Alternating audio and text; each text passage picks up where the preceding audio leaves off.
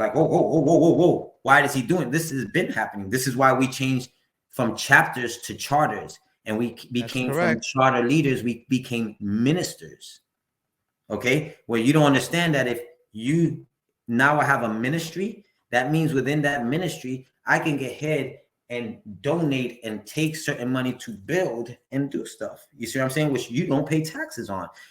They're just not on that level. This is why I called what happened a Zulu cleansing. It needed to happen. We lost a lot of good people, but we lost a lot of unnecessary weight, which now, when everybody started getting together and we all got together and said, okay, yes, we're going to do it. When did it break apart? When everybody wanted to do it under their banner. That's See? correct. Now they want to, no, we want to do Zulu Union. No, we want to do Hip Step. No, we want to, everybody wanted under theirs. You see what I'm saying? Now Zulu Union comes out, they do theirs, and it's off the history of Zulu Nation. When you look at it, your history is from Zulu Nation. And if you say you want nothing to do with it because you're disgusted with it, why do you still hold on to the name Zulu? Why don't you just move? The name Zulu is always going to be hooked up to Bambaataa because he built it, he did it, he owns it. You see what I'm saying? So it's always going to come out to that. Those that are in the nation right now do not understand business, because if you understood business, you understood that when I made that whole entire plan, I went to Bambaataa and I told him, listen. We would like to provide a disclaimer that this podcast may contain discussions or references to drugs which may not be appropriate for children or certain individuals. We do not condone or promote the use of any illegal substances or activities. The content of this podcast is intended for mature audiences only.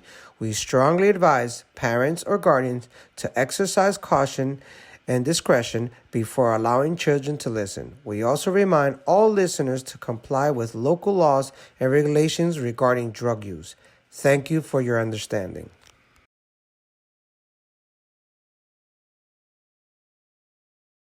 Show starts in 10, 9, 8, 7, 6, 5, 4, 3, 2, 1.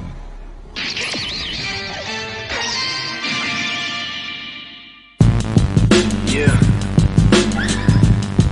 Yeah. Yeah. Ladies and gentlemen, welcome back to Flash Talks, history worth listening to. I go by the name of Flashback, and this evening, ladies and gentlemen, it's my pleasure to introduce to you today's guest on Flash Talks, Raul Lito, better known as bboy Dolo, born and raised in the heart of hip-hop culture in the Bronx, New York. That's right. Raul has been a driving force in the hip-hop community for several decades. He has shared the stage with some of the most iconic acts in the industry, including Uncle George Clinton, De La Soul, Africa Bambaataa, Rob Bass, so many artists around the world. In addition to his impressive performance history, Raul has also played a pivotal role in organizing the Zulu Nation and the Southeast region of the United States. He has taken his passion for hip-hop around the world, traveling intensively throughout Europe and Asia. Raul's contribution to hip-hop doesn't stop there. He also started the first hip-hop park jams in Tampa with Tampa Zulu Nation, and currently runs his own production company, 718813, where he designs clothes and merchandise for artist development. Join us this evening as we delve into Raul's remarkable journey in the hip-hop industry and gain valuable insights into his experiences and perspective. Ladies and gentlemen, put your hands together for Dolo! Yo. What up? What's going on, my brother? It's been a minute. Yes, man, it's been a while, brother, and welcome to Flash Talks, man. How's everything with you, brother, man? Listen, it's been forever. Good. Listen. I want to start off by saying I've been catching up with the show, and I mean, legends, brother. Like for you to tap me in the shoulder and ask me to do the show is an honor. You know what I mean? Because you got something real going on, and this it's needed in this day and time when history is being erased and changed up. So much props to you and everyone that's been on here before me, man.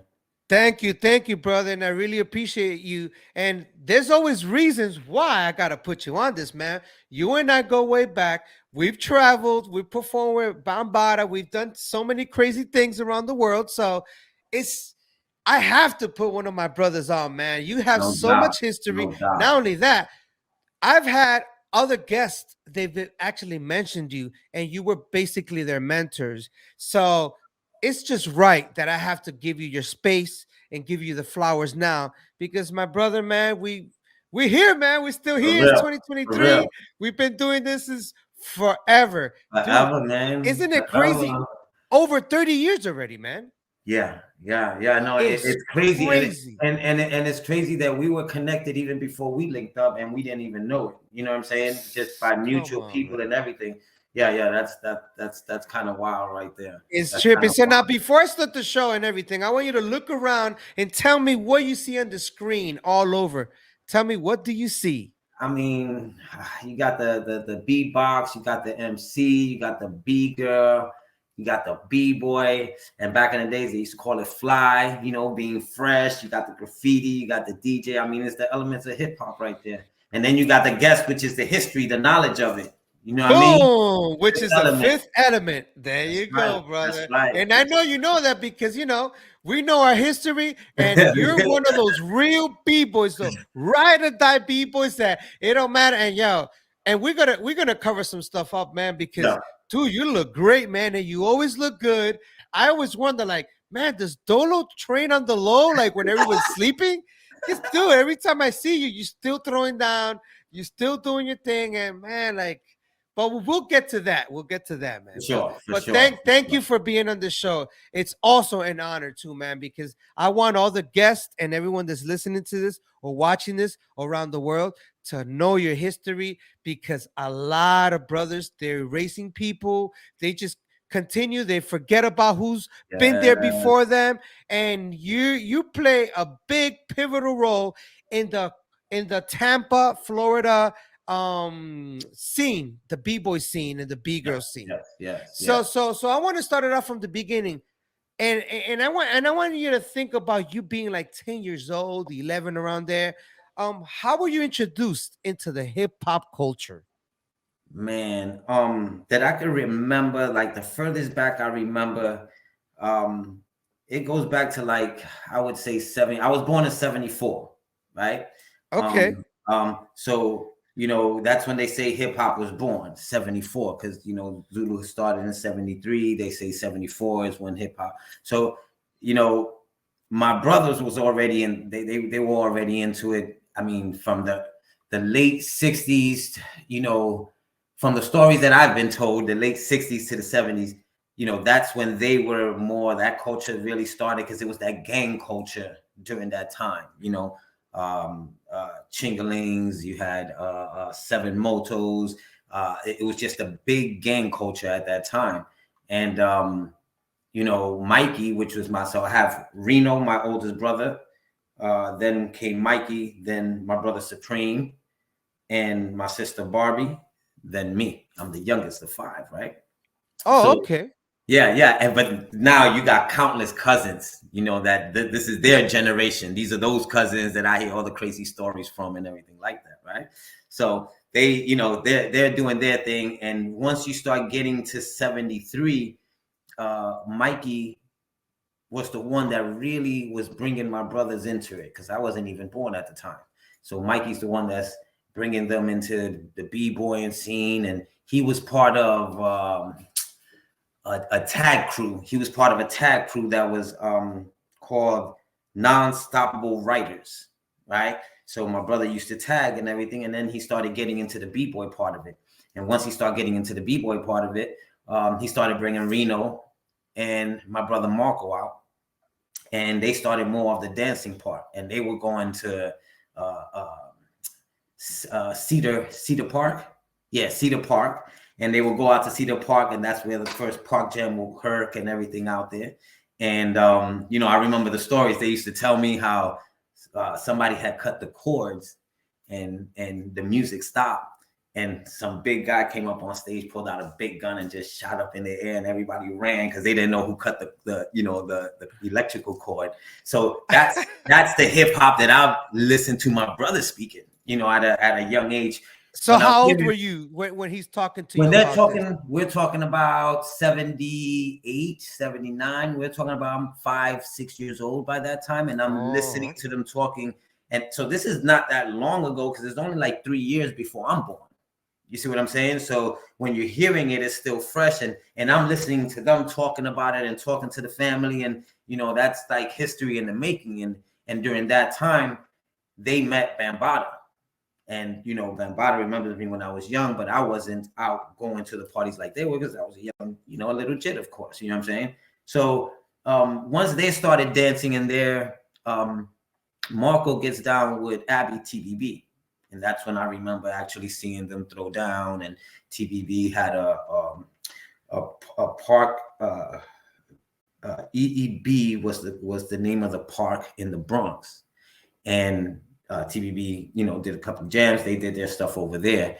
And that's, you know, you really only heard around that time Rocksteady Crew, TBB, and Zulu Kings, because we're from the Bronx. So those are the names that you hear a lot. Besides, you know, the Nigga Twins and the original B-Boys, you know, like that. But as far as there wasn't so many crews at that time, you know what I mean? So this is like when it's really forming. So that's what I'm listening to, and I'm hearing it. So it's really my brother Supreme who continued it and took it even further than any of us.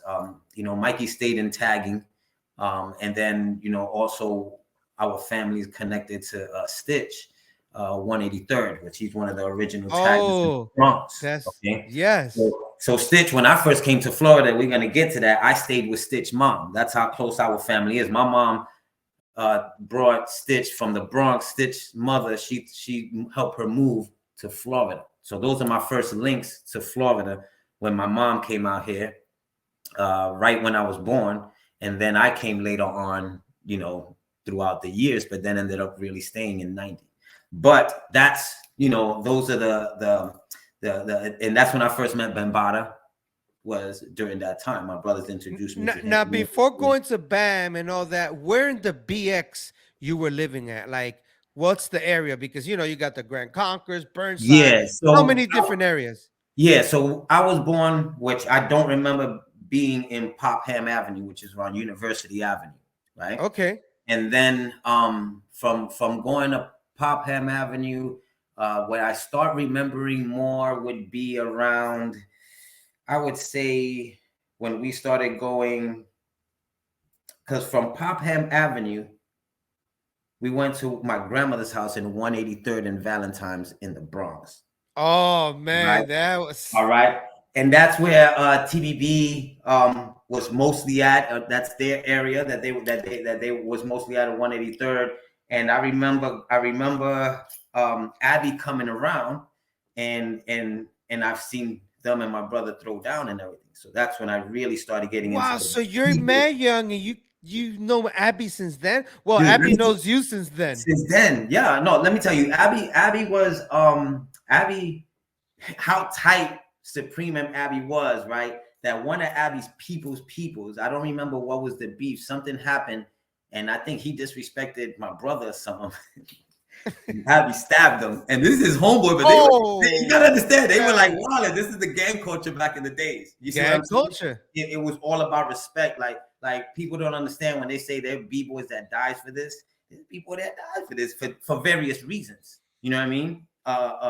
There's a lot of unsung hero that we don't even know about that didn't care about battles or nothing like that. They just ciphered. That was the underground b-boys that like to stay in the deep waters and the ciphers and the, you know, that underground scene where usually that's where you get that respect. Yeah, real respect.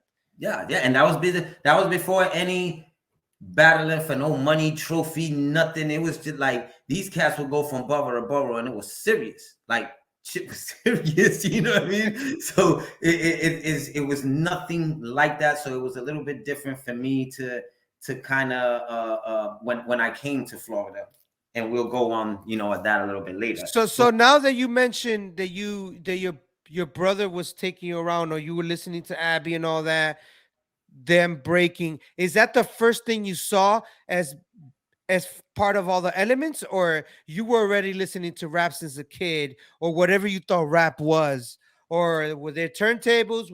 Because you mentioned tagging, and one of your other brothers, you said graffiti, so it sounds like you saw everything as soon as you were born, like you were born into it. Yes, definitely born into it. In many ways, from the regular street hip hop culture to the regular gang culture. Like my family was in the mix. It's crazy because even back then, like even during that time, and we're talking about the 60s, 69 to the 70, when my family lived in Southern Boulevard, you used to have several different gangs that used to come to my mom's house, because my aunt was really connected to the Scorpions, right? Oh, Bronx, okay. right? So the Scorpions used to come out, and it was what was it? The Crowns. Oh man, what the heck? What is the name? Oh man. But it was the Crowns. I remember it was the Scorpions, the Crowns. So they used to come along. It was a few different gangs that were there, and nothing ever happened. And my grandfather would give them tea and cookies, and everybody would just hang out and parlay over there. And then they used to go out and do their things, and what happened. So we was always connected in that sense of, wasn't involved because we wasn't gangsters, but we was just cool. My family was always connected with everyone, and it was always peace when everybody ever came over. They weren't all about the banging thing, and kind of went on doing their thing, So, once I see Abby, I see all of them. I was used to it because of my brothers coming home and doing it. My brothers used to sit there and draw and then draw big pieces with pencils and everything on the wall. You know what I mean? My mom would allow them to do pieces on the wall and everything. So I thought that was just dumb. I thought that was the way of living. I didn't know it was hip hop until I started getting older, and it starts getting a little bit more popular, because it was still forming back then. You know what I mean? It was still gaining its culture. Everything was coming together still. It was still at its rawest form. You know what I mean? It's pure. Yeah, you're like 5 years old, 6. So we're approaching the 80s. Yes. So yeah. So it's still not really like everything. boom. So now that gang culture is moving into the conscious culture, right? You start getting 5%ers more, So Zulu Nation had already lessons coming in from everywhere, but we got a lot of the 5% nations, lessons in there. So at an early age, I'm hearing my brothers just talking. This is they're reading, they're talking, and then my brother got into the 5% nation. I believe Mikey, I know Marco did. I believe Mikey did. I don't think Reno ever did. Reno stayed with the drawing and graffiti and kept on going through that. And he's the one that opened up. You met Reno before. That's my oldest. He opened up in Tampa afterwards. You know what I mean?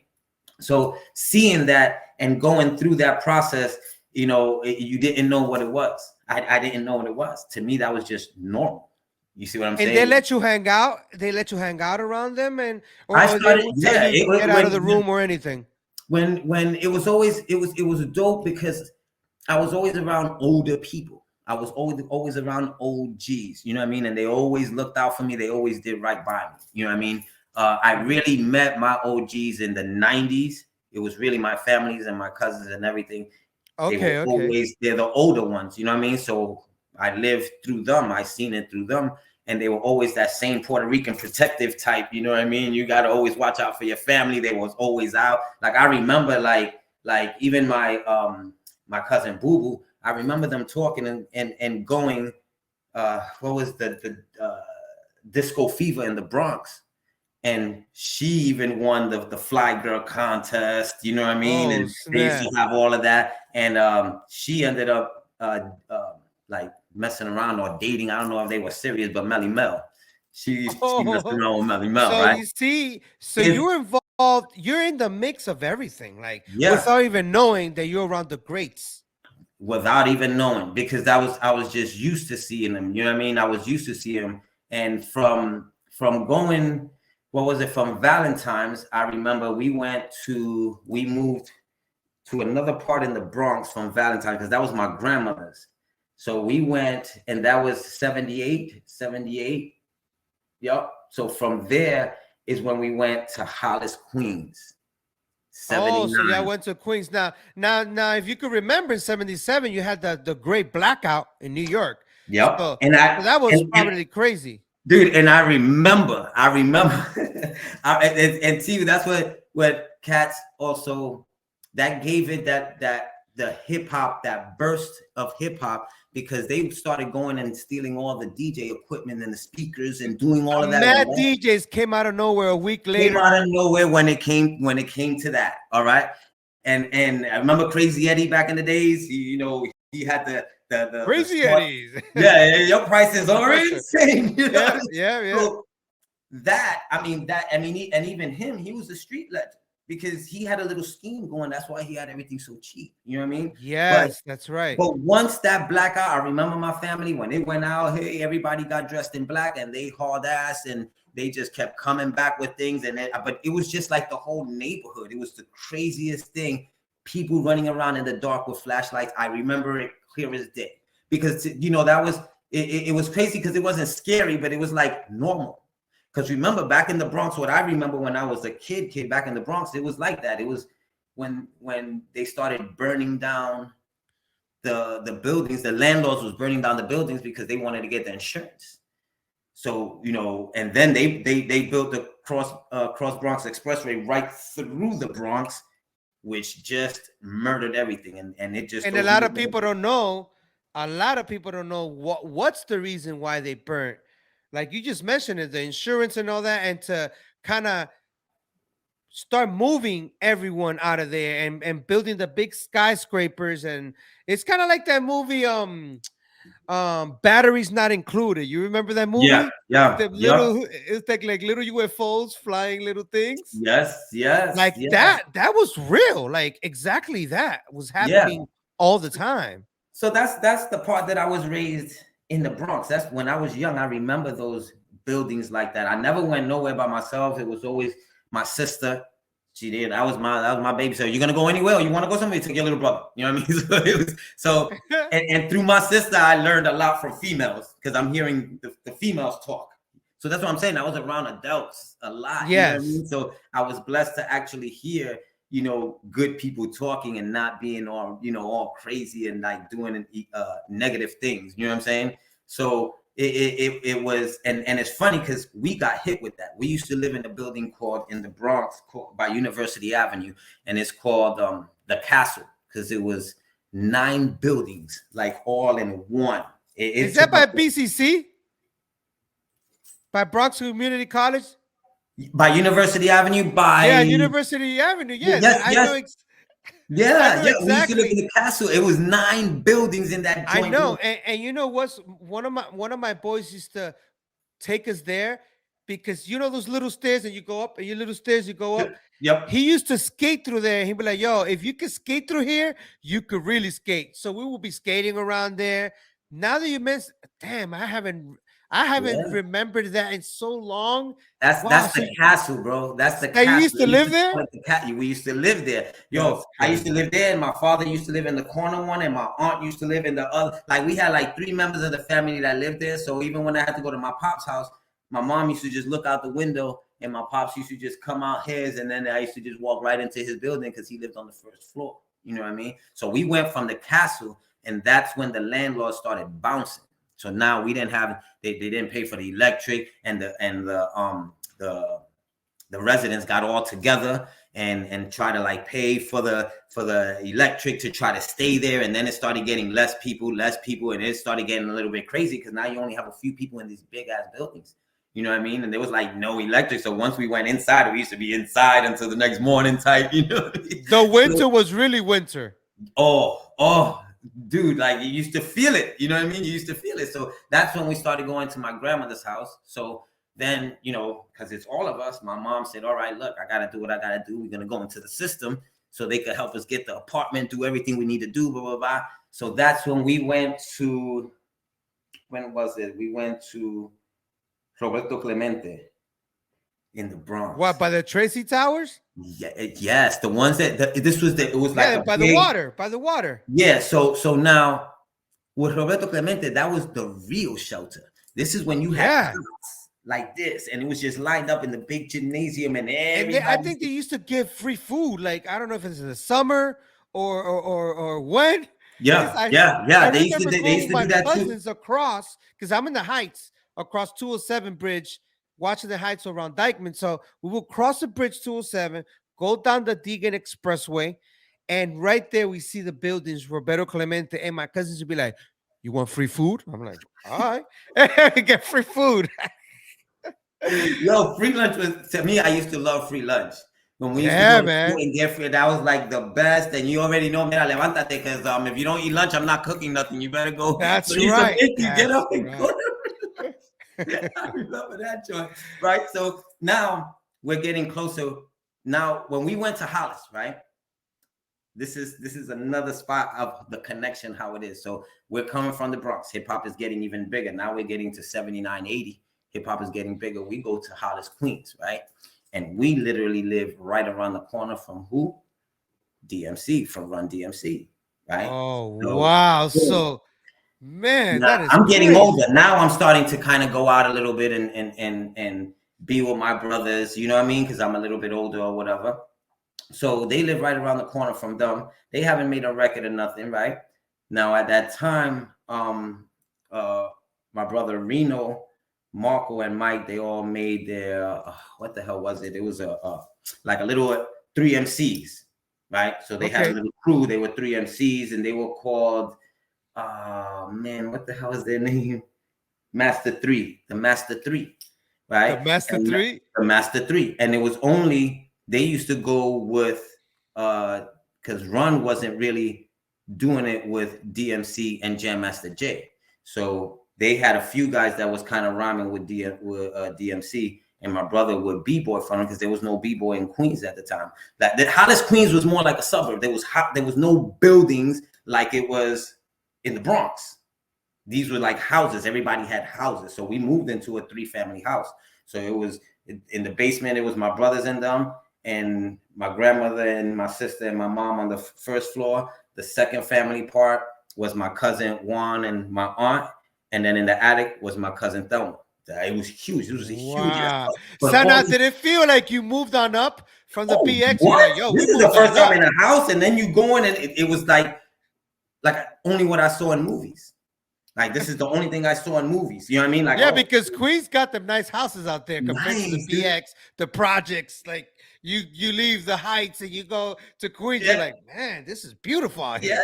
Yes. So now, you know, they're going to like this pool hall called like Bam Bam's Pool Hall, and there was this old black guy that was his name was from Alabama or something like that, but he had a pool hall over there.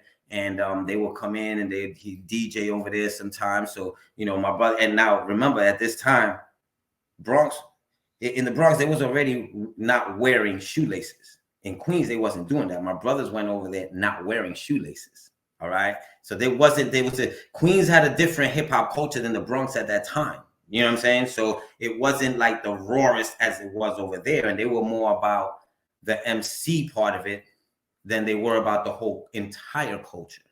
You see what I'm saying? I see. You know, they had graffiti artists out there. But you saw it more. It was more live in the Bronx during that time than it was, you know, in the other boroughs. You know what I mean? So, you know, they out there in Hollis, Queens, they doing their stuff in Bam Bams and in different places. And my brother introduces D to do dust. So they do Angel dust because that's what they used to do back in the days. In Queens, they wasn't doing that. They was just smoking weed. So they do Angel dust and shit, and they had to give him milk, and they had to give my brother Mike milk and all that because they got it. They felt it the worst. They also, but even to this day, like when they see my brother is all love, they know him because it's from the block. They used to all hang out. Like these are you know people's. And it's so funny because when we did come to Florida, they played at this old a club on Bush Boulevard called Chico's in Tampa. And it was supposed to be a hip hop club. But when we came here, hip hop was booty music. It was Luke and oh, okay. you know what I'm saying? They wasn't the Two Life Crew. Yeah, that's what they called hip hop. It was Miami bass. When we got here in that's how I knew it as Miami bass, because my cousins are from Miami and they will always bring Miami bass, and I felt like it was hip hop sped up like really fast. Like I was like, what the hell? So, but it is hip hop, you know what I mean? It's hip hop, you know what I'm saying? But it wasn't the hip hop when we was here. So now we in Hollis, Queens. Now I'm really getting to b-boying because I'm getting older. And, you know, my brother's still b-boying. They're still rhyming. Hip hop is getting bigger now. Now we're getting to 80, around 80, 81. So now I'm really heavy into b-boying.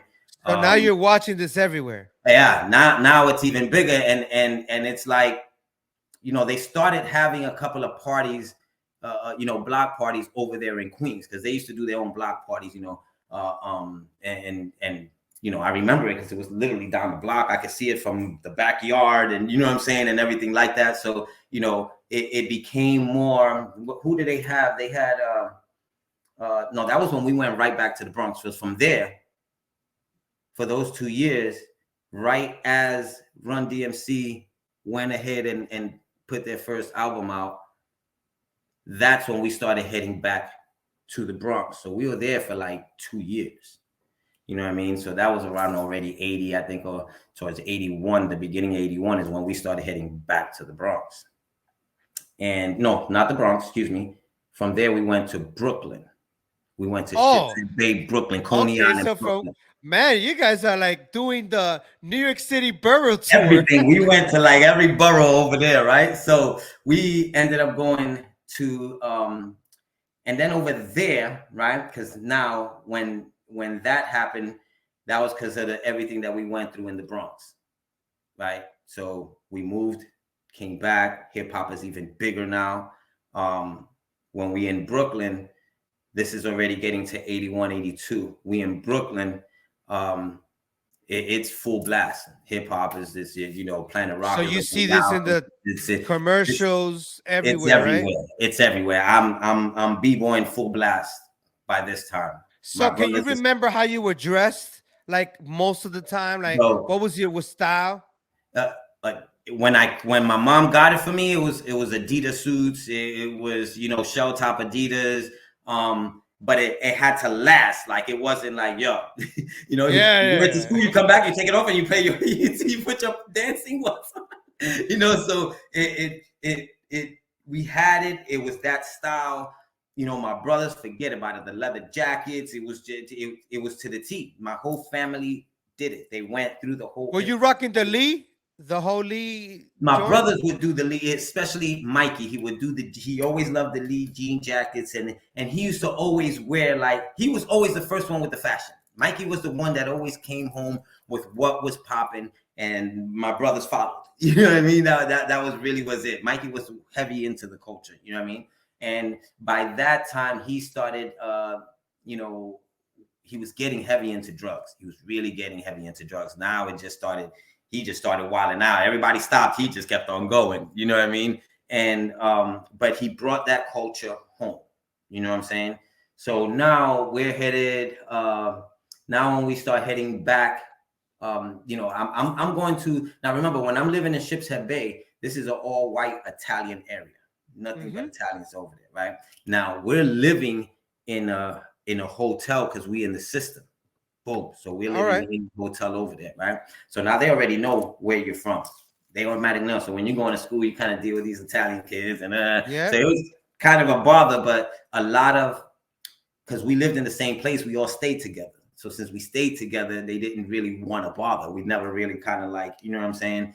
We all stayed together, that lived together. So we would walk home because we didn't take the bus and all that other stuff. So the hip hop over there was still a little bit different because we were kind of bringing the hip hop everywhere we went. So my brother started teaching, Supreme started teaching. We got that place to build a dance floor and a handball court. And then my brother was teaching them classes, and we would do classes over there and teach all the kids that was over there. So it was received real good over there in Brooklyn. That's when we Okay. to 1749 in the Bronx Grand Concourse. We went to 1749 in the Bronx. By 83, I believe. By 83, we was back over there. That's when I linked up with Bam again, because now we're in the Bronx. He's not that far from us. My brothers hit him up and everything. So now he's coming around, and I'm start getting really, because I'm older now. Now I'm starting getting into the lessons even more.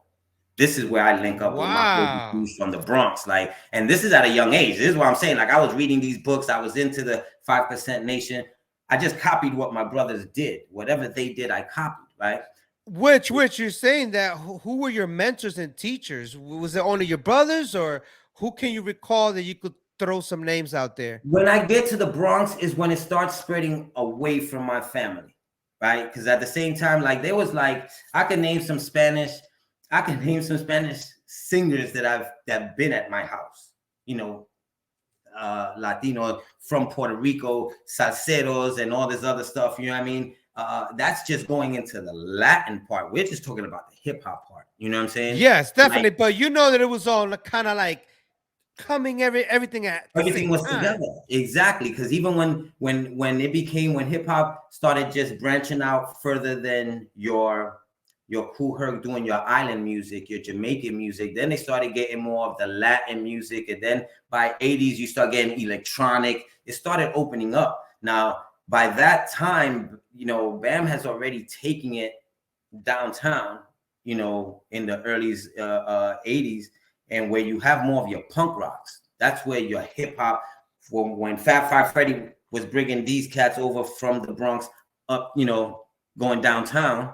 And now you have the white people in the club that was just listening to Bam and Melly Mel and all these cats just coming up in there and doing their thing. That's when you start seeing how it was growing. The first hip hop clubs was in punk rock clubs, and these punk rock kids was listening to the hip hop. You know what I mean? That's when it was coming into that. So it was like kind of like an approval for the mainstream. Mainstream. Now, that's the first time mainstream. You see all the whites are going to these parties, so it's kind of like they're approving of it, and then it's opening up. It's getting bigger. And it's getting bigger. So you start seeing it now. Now that I'm older and I'm in the Bronx, I'm actually going to Zulu functions and doing all of this. Now in 1749, this is like one of the biggest buildings in Grand Concourse, right next to Bronx Lebanon Hospital. All right. Yeah. Actually, if you go down the block, Cliff Ave, that's where Fat Joe shot his video. What was the name of that video? It was, I forgot the name of the video, but he shot the video through there. That's, you know, Fat Joe used to hang out a lot on that Cliff Ave that's going to 3rd Avenue and everything like that. So once we start going there, now is where I'm connecting more with the hip hop community, and I met more of my real 4 OGs that lived in 1749. They didn't have nothing to do with hip hop, but they were dropping gems on me from the, you know, 5% Nation, Muslim, and all that. Wow. I was reading a lot of book, and these was conscious cat, but it was so funny because they were street cats, right? You know, and they were a family, and there was a tight knit family. So our families clicked real good. They watched out for my grandmother when we moved away, and we was just real close.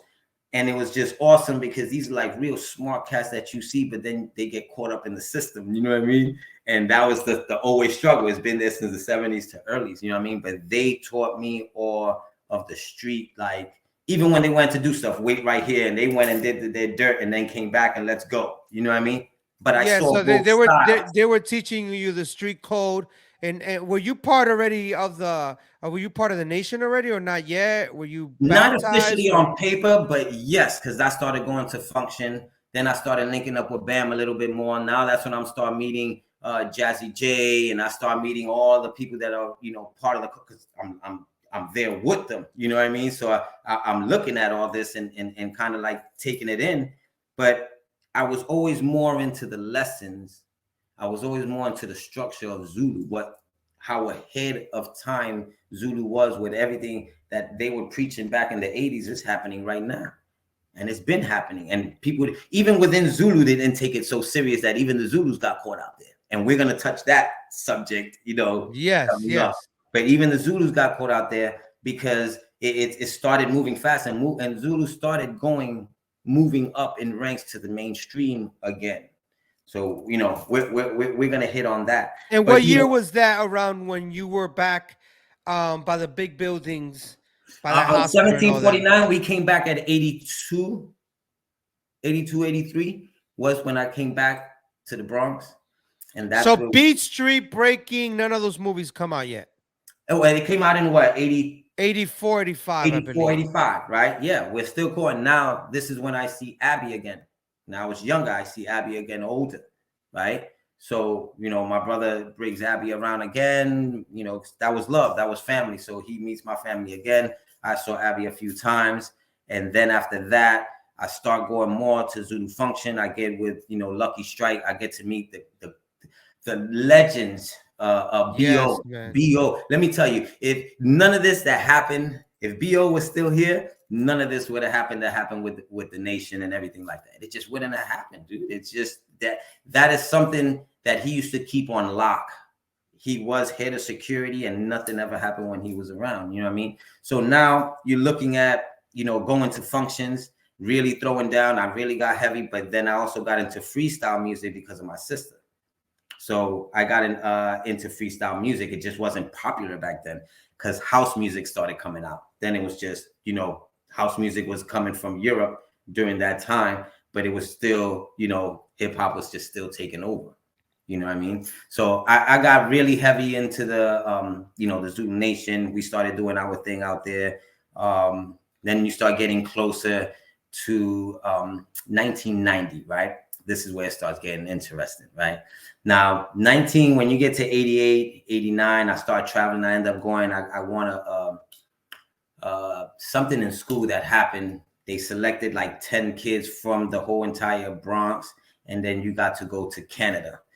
And you went to an island, you went camping. They did everything like, from the city to go to that blew my mind, right? So wow. now, How old were you?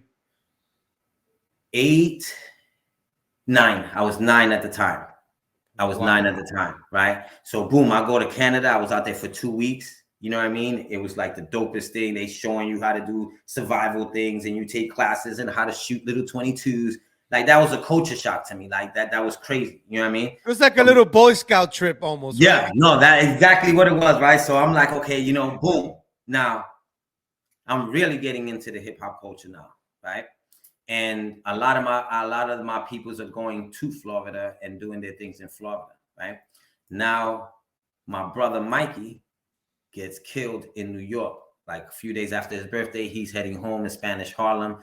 They just decide to fuck with him. He never backed down. He starts fighting, gets the better of homeboy. They jump him. He gets stabbed. Boom. So now my mom is now I've been going to Catholic school, right? Uniform, the whole thing. I was going to St. What Catholic school you attended? St. Margaret Mary on Tremont Avenue, and right off the Grand Concourse. Right? I think it's still standing, right? It's still there, bro. It's still going. Like they only have one class of each. Like you had to pay to go there, and if you missed 3 days, they kick you out. Like they weren't playing over there, and you had to pay to go there and everything. So I was going there, and from going there, I would get home, and then change my uniform. I'll go next door. Go get my homie's pistol, then go all the way across the Bronx because he was in what was that thing in the Bronx? That they used to go to get courses. Oh my God, I can't believe I forgot. Job Corps. Oh, Job Corps. Right. So I used to go to Job Corps, meet him in Job Corps. He came out. I give him his pistol and then walk through the South Bronx. You know what I'm saying? Because we used to walk through messed up neighborhoods. You know what I mean? So boom, I used to have my joint. He used to have his, and then we keep on going, right? Never into nothing bad, but just on point. I knew where I was at and everything like that. And I was always with older cats. You know what I'm saying? Mm-hmm. So now, once we start heading in, my brother passes away. That's when my mom sends me to Florida, right? So I come to stay. She saw that. She's like, she saw it coming. She was just like, yo, it's better if you, and I think it was the best thing ever. It was the best thing ever that could happen to me. I mean, I wasn't going nowhere bad, but I don't know if I would have actually stayed in school because I was studying and I was learning that school wasn't teaching us anything relevant for our real life. Like at a young age, I already saw that. Especially we're reading books, early age. we're really finding out the real history of the history. Like we're basically reading the Matrix before the Matrix. Yes. Yeah. So it hit me hard. You know what I mean? So I'm looking at it. I'm seeing it. I'm like, yo. So a lot of that is, you know, it's hitting me. So I kind of taking it in. My OGs are showing me the street ways. They showing me the right way. I was blessed to be around a lot of these cats, right? So now she sends me to Florida to live with Daisy, which is Stitch 183. That's his mom, right? So boom, I stayed with her, right? So now I'm staying with her. Stitch is in and out of Florida. So he's been coming back and forth to Florida during that time because he was still alive on that time, right? So I stayed with her, and then I move in because she was a lot older, and her kids were older already. They were grown men, you know what I mean? So they were like, man, yo, he stayed there. Why don't he go ahead and stay with Stitch daughter and her son, because they were a little older than me, my age or whatever. So I went and stayed with them in Tampa. And then my brother Supreme moved down and had got an apartment with me. So me and him got an apartment together. I was going to school, paying bills, and this is 16. So I get to Webb Junior High School, right? So still, I got to do it for us to survive. But Florida was so country back in 1990. Like, it was literally one road, one lane coming and going. Like, I look at it now and it's so big, but it was really country. It was like mad. It was like, I'm trying to think of like a spot in Orlando where it's just open. It's like more land. You know what I mean? Well, there's so many places I got to Florida that look like that. So I know exactly what you're talking about. So to see it now, it's dope, right? So when we move out here, literally the hip hop was booty music. Like, they didn't have anything else. The only real hip hop, not real hip hop, excuse me, the hip hop that we listen to, the rap that we listen to that actually had hip hop culture was 88.5. That was in Tampa. That was a community radio station. It was actually in a house, and then they converted it into studios, and they ran the community station from there, right? Wow. And there was a cat called Kenny K, right? And he was, to me, that's the father of hip hop over here. That's the father. Florida. Yeah, in Tampa. In Tampa. He was the one that brought Zulu over here. He was talking about Zulu on the radio station. Now, this used to be from 12 a.m. to 3 o'clock in the morning. That was the radio station on FM, right? That was the only time. So he was a conscious brother. He was a conscious brother spreading the word after midnight. Yes, and he would play Digital Underground. He's the one who brought Digital Underground over here. He played Tupac over here. Okay. If it wasn't for him, why do you think Shaka G is so connected to Tampa? Because Shaka G grandmother lives out here. Okay? Yes. So what's the other cat that's out there too in Tampa? There's so many MCs. There's so many MCs. Like, even right now, as far as b-boys, bro. Is it K Solo out here or over there? K Solo is in Orlando right now. K Solo is in Orlando. Oh, he's in Orlando. But he comes to Tampa. You know, that's my people's. He comes to Tampa. He's done. Shout out to K Solo. Yeah, hopefully I'll have him on the show one day, man. Hey, let me know. Awesome. I can get him. Let me know. Yes. He's there ready to do it. Yeah, man. I actually was talking to his son. Where the hell was the young wolf? Yeah, the young wolf. He gets this, son. He can and guess what? I saw him randomly at Rakim's concert out here. Okay. And he was standing there talking to me. He's like, "Yeah, man, my dad's K Solo." And I was like, "What?" And I look at him and I remember him way back. And I'm like, they look exactly alike, bro. The nose, everything. Yeah, and then I was like, yo, you really can't, because I looked at him really good. I'm like, you are K Solo. And I told him, I said, bro, don't feel weird, but man, I saw you when you were a little kid. Because, it's crazy to say that. We look to young. A grown man and shit. To a grown man. And he looking at me like, what the hell? You act like you're 50 years old. But yeah, man, that's crazy. It's dope. They once we started talking to Kenny K, because we kept listening to him, and we only lived, the radio station was only like maybe 20-minute drive from the house. it wasn't that far. It was in a house. It was actually right next to College Hill, which was the projects.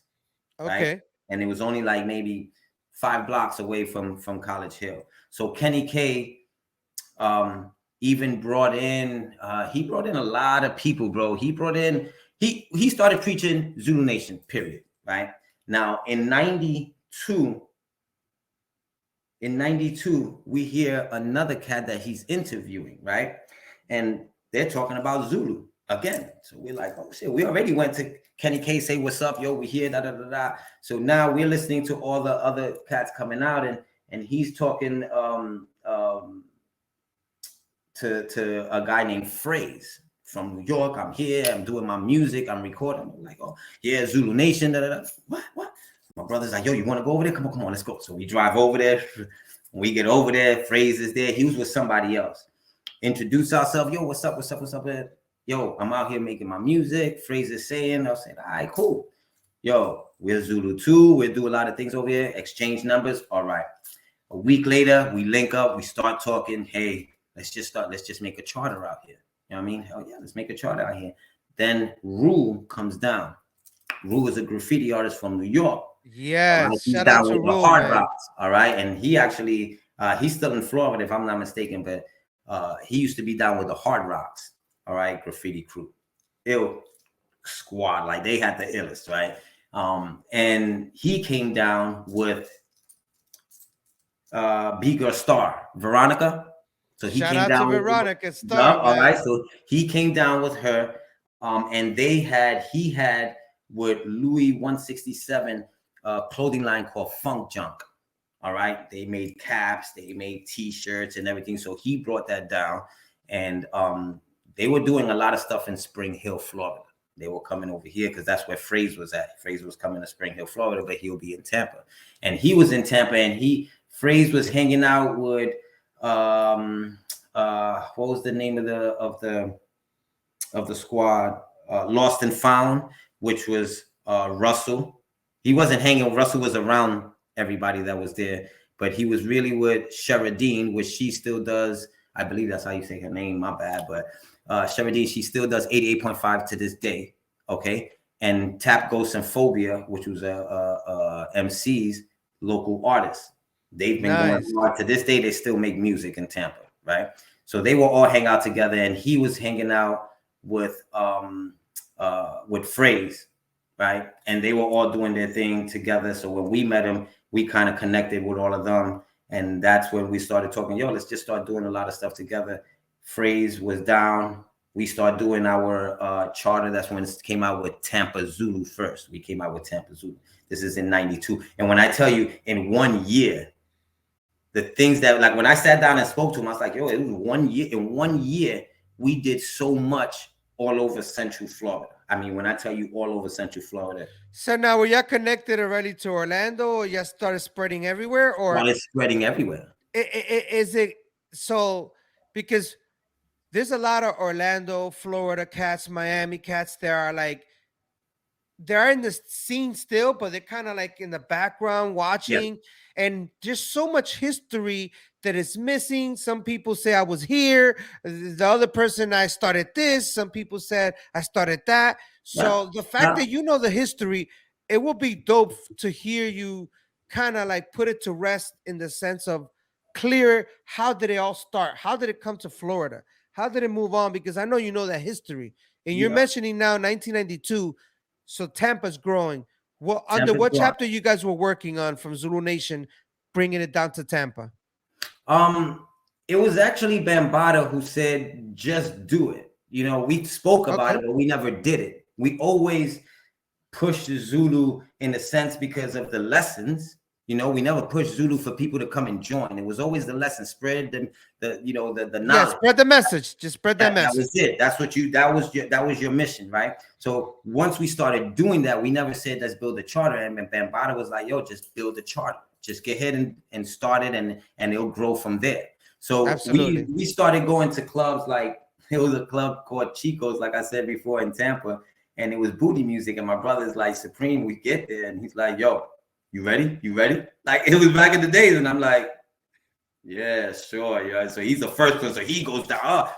Everybody moves out the way. Oh, they loved it. Oh, that's old. Oh my God, we love it. That's old school. That's old school. So we just started breaking, just going to clubs and just breaking. Now they started finding out who we were. This was before we even met up with Rule and Phrase and Star. Okay, so we started going to different clubs and everything like that, and the music was still the booty music. Then my brother was talking to him like, yo, listen, there's more, there's different types of hip hop. So few clubs just was scared to play it because they didn't know it, and they really didn't have the DJs to play it. You know what I'm saying? So it was like, all right, no problem. So we go ahead, and that's when we link up with Phrase and Rule, and now we start doing our own charter. We start running it. We start building it. We start putting paperwork to it. We start getting applications. And in 92, we started doing it at McFarland Park in McDill Avenue in Tampa, which is in West Tampa. We started doing McFarland Park in 92.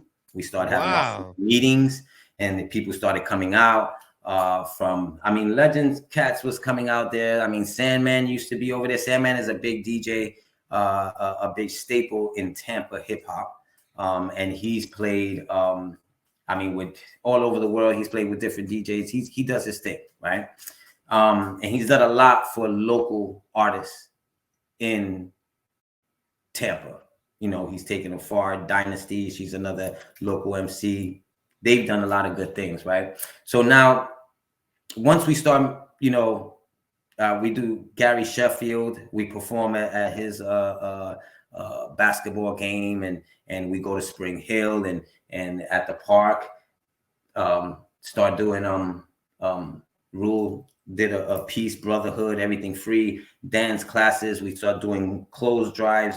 We're doing our Zulu work, right? But then things start to get really, really busy where we start doing bigger things and start moving to Orlando. Cremalo was over there in Orlando. He was the leader of Orlando charter at the time. That was Cremalo. He held it for a very long time. Then he got into Christian rap, Christian hip hop, and got into Christian, and he kind of got away from the Zulu Nation and started doing his Christian thing. All right, but Cremalo for a long time he was doing his thing, and you also had Omar Islam in Miami. Omar Islam was holding it down for the Miami charter. He was the charter leader in Miami. Now we're trying to figure out the dates. We're doing the documentary for Tampa, and they also doing them for Miami. We don't know who was actually, but so far the dates are saying 92. We both started in 92. So both is started in 92 from what we're already getting now with people being interviewed and everything like that, right? So we had, after 2 years, I want to say 93, now we haven't seen Bam in a long time. We hear Bam is going to be in Miami. So we head to Miami with Phrase, Star, and Rule, myself. Also, at the time, my son's, Elias, his mother, I was with her at the time. So those are the 6, my brother Supreme, those are the 6 original Zulus from Tampa. Those are the ones who started not only Zulu Nation in Tampa, but really kickstarted the hip hop culture. So will you say those are like I'm not gonna say the OGs, but kind of like the roots of Tampa hip hop, of how things started, like culture? Remember, because there was rap here. Yeah, but culture. I'm saying culture, real. Yeah, when conscious.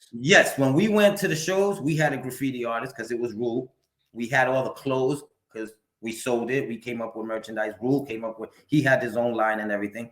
We had the DJ, we had the turntablism. Okay, we had the b-boys and we had the MCs. This is how we went and started. It was a culture shock for Central Florida and Tampa, because that's not, all they saw was like old school. Oh, they still do that? Oh, wow. I remember that back in the days. You know, they didn't know that it was still on and popping. It was one, you know, the b-boy culture was still pure at the time, and it's still underground. You know what I mean? And by that time, now Rocksteady starts to do shows again and start doing Rocksteady anniversary, and Legs kind of revived it worldwide with the b-boy culture by starting to do events again. You know, now you start seeing a lot through 92. That culture started picking up in Florida a little bit a while afterwards, because even in Miami, they started really rocking. They were always doing their thing in Miami. Like, they always had the whole culture in Miami. It just wasn't in the Central Florida. You know, they just. So what names do you remember from back then that you could kind of remember?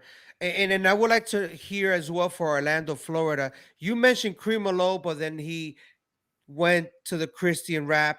But who else you could say was basically mainly responsible according to what you remember? You know, because you probably have brothers to say, oh, no, we were here before or after. But just for your knowledge, 1992, you come to Orlando, Cremolo. Who else can you remember? So now with Cremolo, here's the thing, because when we started connecting with Cremolo, he was revamping his charter at the time. Somebody else had it. I don't remember who had it before him, but he started ramping it up. And the one who helped him start, if I'm not mistaken, was, oh man, my brother passed away too, man. He passed away in Zulu. I can't believe it. You know his name too, man. And he just recently passed away. Not Yoda. I cannot. Zulu. I just saw him. We'll get it. With the big earrings. Oh no, that's Freeze. That's Freeze from Miami, who just passed away. Yeah. Rest in peace. Right, which is crazy. We're talking right now, and I'm here thinking. I'm like, wow. Rest in peace to Mikey, your brother. Rest in peace to Lucky Strike. Rest in peace to the other Lucky brother. Strikes. That's it. Lucky Strikes. That's what I was talking about. My bad. Oh, Lucky Strike. Lucky Strikes. Okay. That's it. That's exactly what I'm talking about. And rest in peace to Freeze. Like you mentioned another brother that's no longer with us as well. But it's crazy. You already mentioned 4 heads that are no longer with us. Yeah. So rest in peace to all of them and respect to all the family. I just want to put that out there. For sure. But yeah. So go ahead. So Lucky Strike started doing stuff in Miami. He was the one that was helping more Cremolo do his thing over there. He had a lot to do with Orlando and Miami. Wow. Right? So now, you know, everybody's doing their thing. We're doing our thing. And at the time, it was funny because we had one of our members all of a sudden start doing a petition, right? There's a funny story with Cremolo. This is his transition. This is the funny thing when he calmed down, because he was a wild cat, but he calmed down when he became Christian, right? So there was a situation with one of our members, and he tried to do a petition with other members to get my brother out as the Zulu leader, right? But that's not how you do it, you know? Yep. Steps to it. You don't have to do it sneaky, right? Yeah. So they were like, all right, cool. My brother says, yo, let's go for a ride. And they go to Orlando, and, you know, and he goes with Cremolo, and he's talking, and they all hanging out or whatever. And actually, no, they didn't go with him. He met up at an event in Orlando, right? So he meet up at an event in Orlando, and Paradox is there. Cremolo and my brother are together. So they go ahead and they speak to him, and he said, yo, come with us. I'll take you back to Tampa. And Paradox jumps in the car with Cremolo and my brother. And then my brother's like, yo, telling Cremolo, yo, he violated. I'm gonna have to violate him, right? And my brother's old school, right? So he goes into a subdivision in Orlando that doesn't have, that's just being built. They don't even have the houses or whatever. And he tells him, yo, tell Paradox to get out the car, you know, and Cremolo's like, no, don't do that, brother. Yo, calm down, right? So my brother wanted to put hands on him, and Cremolo talked to him not to do it. So he told him, yo, get out the car, you know, and left them out there. You know, he said, I don't even know how he made it back. But Cremolo had calmed down. Yo, Cremolo was kind of a wild dude, you know what I'm saying? Yeah. I already heard the history of Cremolo when I lived in New York, so. Yeah, so, you know, it was good to see him start humbling himself to be like, wow, and that's the moment you saw like the change. You were like, what? Yeah, so it's like, this is Cremolo right now? Yeah. So it was, you know, it was kind of crazy. So boom, you know, we kept on going. So now we go to Miami, we see Bam for the first time, right? In like a few years it's been, because I moved to Florida. So we hadn't seen him in, you know, wow, we talking about maybe now 7 years, because I think the last time after that was like a year before I left. I didn't see Bam. So it was like around, so we're talking about like 7 years. We haven't seen each other. Oh, it's all love. We get down there. And it was so funny because we were talking to Raul And Phrase, remember, we just met, so we all talking to each other. Now, Phrase is down with EPMD and all of them, and you know, his squad and all that good stuff. So we're all talking and planning to do events and do all this other stuff. So as we're heading down there, we're telling them, yeah, we know Bam, like that's our peoples. And kind of everybody says that, you know what I'm saying? They're like, yeah, whatever. So when we get over there, we see a crowd of people that's just around Bam, you know what I mean? And we're like, I said, yo, just wait. And my brother's talking about, yo, just wait until they do their thing. But when Bam sees us, he goes, oh, he pulls everybody out the way. Yo, come here. He's showing no love. So they were like, oh, shit, you really know him. You know what I mean? Like, yeah, family, you know what I mean? So, yo, it was straight. We hung out. And this is when Bam tells me, after we hanging out and everything, he's like, yo, everything's going good. He's like, listen, I want you to revive Shaka Zulu Kings and Shaka Zulu Kings as a b-boy squad, right? So now I've been with the nation for a while, right? So I'm like, Shaka, what's Shaka all about? Because I really only heard Shaka as being head of security. Yep. Shaka, that's the Shaka Warriors was head of security, right? So I'm like, what are you talking about? He said, no. So he tells me how after he had the Zulu Kings, because they used to bring the Zulu Kings out when they used to throw parties, who had the loudest sound system? That was hip hop when it started. So who had the livest party? Bam would bring Zulu Kings, and after a while, he would bring Shaka Zulu Kings, and they would battle against each other, right? So I'm like, oh, okay, cool. He's telling me a little bit of it, and okay, Yoda backed it up. Yeah, Yoda tells me, yeah, yo, this, that, and the third. Okay, cool. But now I'm searching for history of Shaka Zulu Kings, and I'm not finding them. I'm like, what the fuck? Because you could find Zulu Kings. You can go way back and find history of Zulu Kings and all that, right? So I'm like, yo, now this is around what, 93 so far, 93, 94, right? So now I'm like, okay, I don't find nothing. How am I gonna, so fuck it, make history now. Now we gotta make the history of Shaka. Yeah, you gotta create it. You know what I'm saying? So to me, it kind of like, okay, that's a fresh start. I'm good with it. You know what I'm saying? You got a clean canvas. Yeah. But at the same time, fucking Zulu Kings is rocking. Ness is hitting every fucking continent. He's recruiting every hard motherfucker. You know what I mean? Like, he's in there. So I'm like, damn, you know, I'm looking at it. Okay, so we gotta come real to represent. Now, I'm like, wait a minute, I'm looking at it the wrong way. Now I gotta give it its history, its culture, its regulations, its standing, its all that. So that's when I was like, okay, so let's just start doing. Let's make Shaka Zulu Kings representing as a culture, as what a Zulu should be at. We represent it as a culture.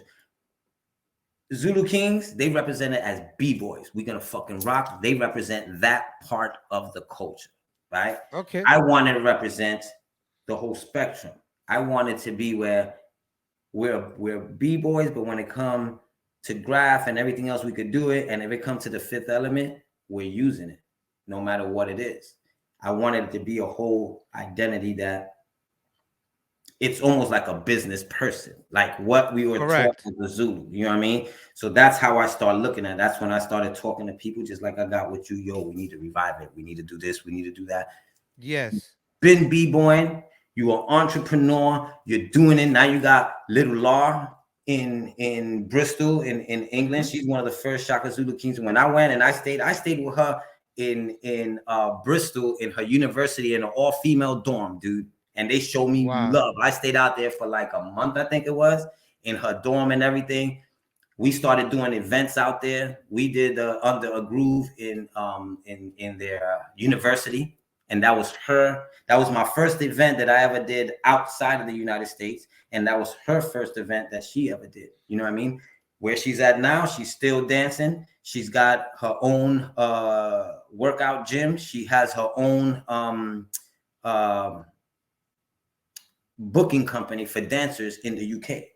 So wow, look at that. What year was that they did Under Groove? We did Under the Groove, I want to say 96, if I'm not mistaken. 96, 97 is when we did Under a Groove. And then I started going back and forth. She started coming over here. We did a couple of events over here. All right. Now I'm traveling and getting certain cats Nick Cage, my homeboy from over here. He's from St. Pete. He went to Thailand and then he went to Hancock. He took because we did Unity Jam, right? So we did like 2 Unity Jams in Tampa. We did one in St. Pete, and then he took it and did it in overseas and made it even bigger. Like he had top artists over there. It was in Hong Kong, and he did it successfully for 2 years straight. All right. He even brought artists from Tampa over there to Hong Kong. You know what I mean? So these Shaka Zulu Kings are supposed to be the spitting image of what a Zulu is supposed to be. So it took a while to continue and pick people to actually get them to come out. And these are the right people. And even now, this second generation that's coming, this may be new to him when he sees it, but there's a young cat over in Iowa called Anthony Sand, right? When I went over there, he's been teaching, he has it in public schools. He has it in like a good 4 public schools where he has an after school program. They ended up helping him get an actual dance school in the mall in Des Moines. They gave him countless of awards and everything like that. He is like the epitome of what we say a Shaka Zulu King should be, especially at a young age. And that's who and this is the first time he's going to hear about it, but that's who I'm looking at passing the torch to be the president and continue on for the second, generation of Shaka Zulu Kings. So that's dope. With the anniversary. Now we're doing the documentary for Element 5, like I told you, and also for Miami. So now this is in 2023 that's going to happen for him? Yes. You're going to hear. How old is the kid? How old is the kid? He's 26 now, if I'm not 26, 27.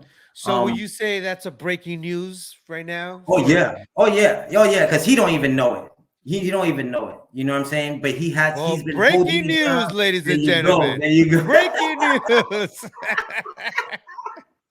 So that is freaking awesome, man. 2023. Let's go. You're gonna hear more because the documentary is gonna talk to people. What I wanted it to be was wait for the right time to do it. All right.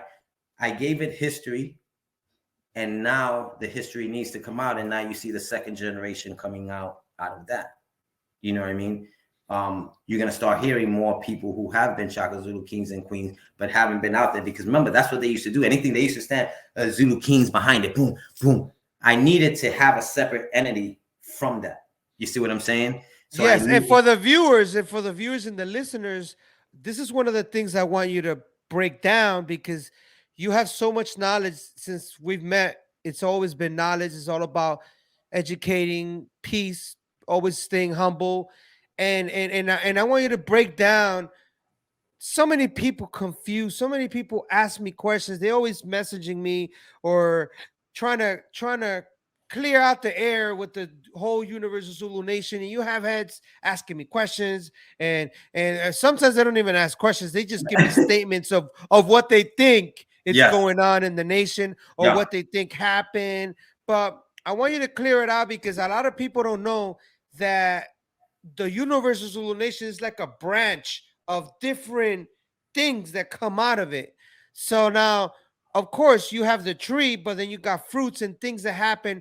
You get bad fruits, you get good fruits. Yep. And Shaka Zulus, you got Zulu Kings on one side, which I know I don't really speak on Mighty Zulu Kings or any, because I'm not knowledgeable in what's going on. I don't know if you are. But if you are, I want you to break it down to heads out there that could you could kind of break down like the difference of Mighty Zulu King, Shaka Zulu King, like. Yeah. So go ahead. How it goes is like this. So you have different branches. You have your membership, but then you have your different status. So you have your different status in the sense of a member. Which is a male member is a Aki, and your female member is a Malika. Then once you become a member, we call you king and queen, but then you also have your king and queenship. That's another level that you go to, basically, Once they do a ceremony, they give you a test and everything. They do a ceremony that takes a few years for you to actually go in, do all your studying and everything like that, right? Now you have your Zulu Kings as b-boys, and then you have which your regular kings, which they call your Aki, your brother. Peace King is the greeting, or Peace Queen, right? Or Peace Aki. Now what happened is it started getting mixed up, because now it was Zulu King b-boys, not a regular Zulu King. Like, I got my kingship, so I'm a Zulu King. So there was a big misconception that the Zulu Kings b-boys were bigger than they were before they were, because of everybody saying I'm a Zulu King, right? I mean, it take a while. If you spoke to Ness, he didn't put just anybody down. It took years for them to come out. So they weren't that big. It was just a few of them fucking rocking all over. Like, they were just going everywhere and rocking. And then over the years, it started getting big.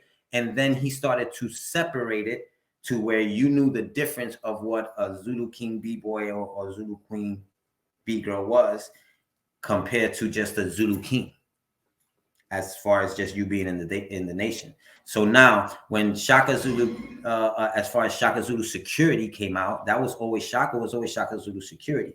Now, Bam, he's telling me this, okay, so you've done that before, so let's just get it. Where there is a history for Shaka Zulu Kings, b-boys and b-girls. Let's start that new generation. You know what I mean? So now this is what I've been trying to change in the nation, right? Because they have a certain caliber and even went with beads colors. So the black beads were your regular colors, but then you also have your white beads. You also have your green beads. When everybody wore their green, it was when everybody was at war. Yep. When they had a gang fight, they wear the greens, and then so it all had meaning to it. A lot of that has kind of gone away. All right. You only have the old school cats that still kind of push that, because your Zulu Nation have went straight to business, where now everything was, we have to, before we were preaching on telling people, be aware of this, you know, be self-sufficient, always do it, but nobody ever did it. Now it's time for the nation to do it themselves. The nation has to be at least up to date with this generation. Right now, if you speak to anybody from the new generation, they really might not know it. And if they know it, they tell you it's old school. You know what I mean? So it's something that we need to get with the day and times. And that's what I've been trying to push for, that we move forward so we could be connected to the youth nowadays, because we're not connected to the youth. They listen to a different type of rap that the nation really approves of. Not the mumble rap. It's more of a conscious rap. You know what I mean? It's more of a Public Enemy type of, you see what I'm saying? So now when you're talking about being a member, it wasn't so much organized so they could say, okay, you only a Zulu Queen if you get your queenship. You got to stay Malika no matter what. You stay as a Aki until you get your kingship, then we call you king. But it was always out of respect. What's up, king? What's up, queen? You see what I'm saying? So out of saying respect to your brothers and sisters, you call them king and queen. So now that got mixed up with being a regular king and a king as far as under alien nest as a Zulu King b-boy or a Zulu. Okay, so if, like, let's say me and you are hanging out at a jam at an event, and we run into some random b-boys that we're just talking to, and me and you are rocking Shaka Zulu Kings on our backs. We're both Shaka Zulu Kings. Mm-hmm. We're hanging out, and they come up to us. Their assumptions immediately will be Mighty Zulu Kings, or what is Shaka Zulu Kings, or what's They up, always King? think it's Zulu Kings, no matter what. No matter what. So even if it says Universal Zulu Nation in the back, UZN Kings or something, immediately they say, oh, you're a Mighty Zulu King. Yes. So that's why that name came out so big and it's blowing up so much. Well, not only that reason, which that's why I ask you, just for the viewer and the listeners to understand, because some people don't even know.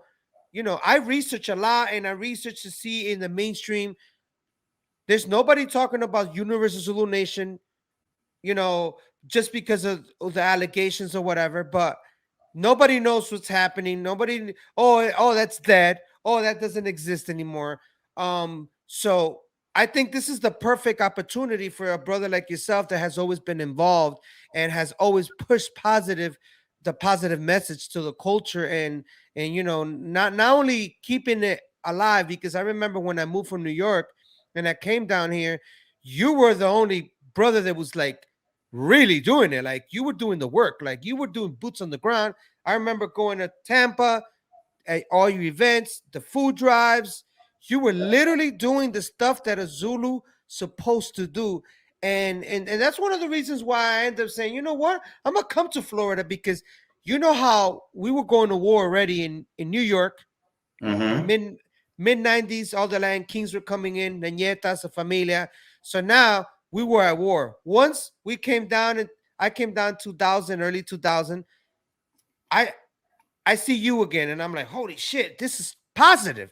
It felt like it was a continuation of the Zulus in the early 90s when the cross color days, the De La Soul days, the Tribe Called Quest days, like Yes. that real like conscious hip It's hop. the culture. It's the culture. When we The learn, culture. here's the difference. Here's the difference, and this is what made a lot of break dancers compared to making b-boys. The new generation learned it through the internet when we learned it right in front of us. And there's a difference. It comes out in your dancing when you learned it from the culture, and at least you get to speak to pioneers. It's a whole different aspect. You get to feel it.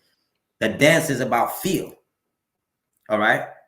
So if I'm not feeling it, you're not gonna feel it. You know what I'm saying? So now when we were lucky enough to have and experience it ourselves. So when it was brought over and we started doing it, and we had like Chaotic Blaze come out, and let me tell you how funny it is.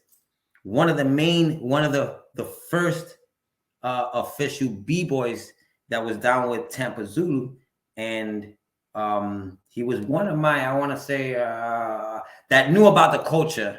That was one of my first students, is Technique. All right. Wow. Right. Okay, So now, shout out to Technique. so I have the video. And this is what year? What year? Ooh, I want to say 94. I want to say we still in 94, 95. Yep, I still want to say 94, 95, because then he started doing graffiti first with my brother Dez. And this is before him breaking. He got his cans, and Dez would show him just a little bit, and he would just look at Dez, and then he would start doing his piece and everything like that. Then he started dancing with me, and but the first one to show him was his brother. His brother is a real famous jockey. All right, like he's a real famous jockey. He taught Technique first, but that was like when in the 80s, when Technique was young.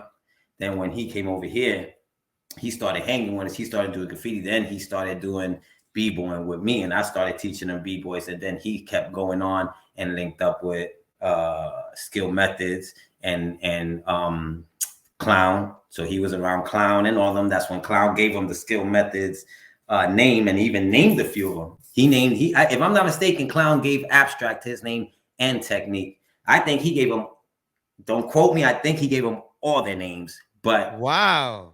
And this is history I've never knew about Skill Methods. Like, all right, I never knew none of this. At that time, who used to come and practice with us a lot is Steph Styles, and Steph is the first and only, well, not the only, but it's the first female in Skill Methods. Is Steph Styles, and Steph used to come chill with us, and that's when Strive and Exino was coming around. Yes. And Exino was straight gangster. He was straight from Miami. He came out to Tampa, and we chilled, and he used to chill and stay with me. And we used to go to clubs, and he used to start throwing gang signs. And I'm like, yo, chill. Like, this is yeah. It's crazy because in Miami, I have some of my cousins, and I know he was a KC, which is a Kendall Crook. That's all the dudes from down there. And you had the cats from Carroll City and so many. But that's history that they can keep it, and maybe later on I'll hear about.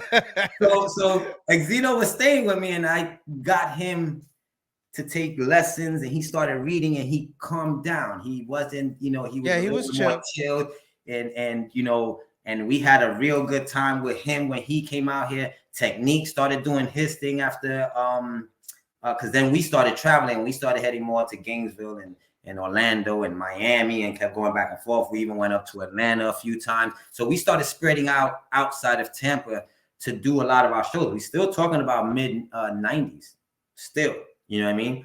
Now, so what cats who you were seeing around from the top of your head you could remember running into, besides Street Master, I can imagine in Miami, and Speedy Legs, Flip and Side.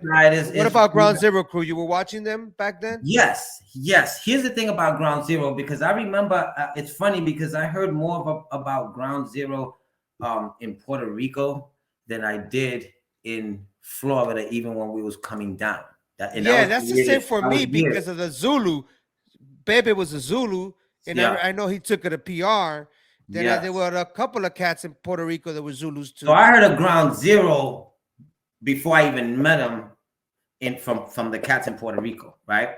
And then one skill man, and then it was so funny because then they started coming to this club called Tropics. Still 90, no, go back a little bit, 93. We did a club called Tropics, which is right off of Bush Boulevard.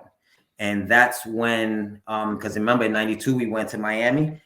We met DJ Raw, because he used to do Hoodstock, all right, over there in Miami. That was right around the time they had that How Can I Be Down music seminar in Miami around that time. They started putting a lot of the b-boys into How Can I Be Down and all that good stuff. So we went to Miami, and Speedy from HipHop Elements introduced us to DJ Domination. And DJ Domination was all that mixing, and he did the turntable is crazy. Yeah. So when he came to Florida, that's when we started really doing like the turntablism, because we had other DJs over here, but at the level that he was doing it was not what the other DJs was doing, right? So he was coming up and coming over here. We started doing McFarland Park every Sundays. Now, every Sunday, it was a free jam, a free barbecue. We've had, so those are the first park jams. We're talking about 93, because 92, we was just holding meetings. 93, we started doing the park jams over there. All right. And it wasn't until it became the official park jams from New York, when Scheme came from New York down to Florida, he brought the official park jams over, and then we started doing it with the big speakers and all that, and and all that good stuff. We have Bam play over there. Qbert has played over there.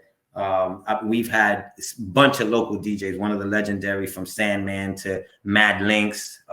Mad Lynx used to do the basement on BT.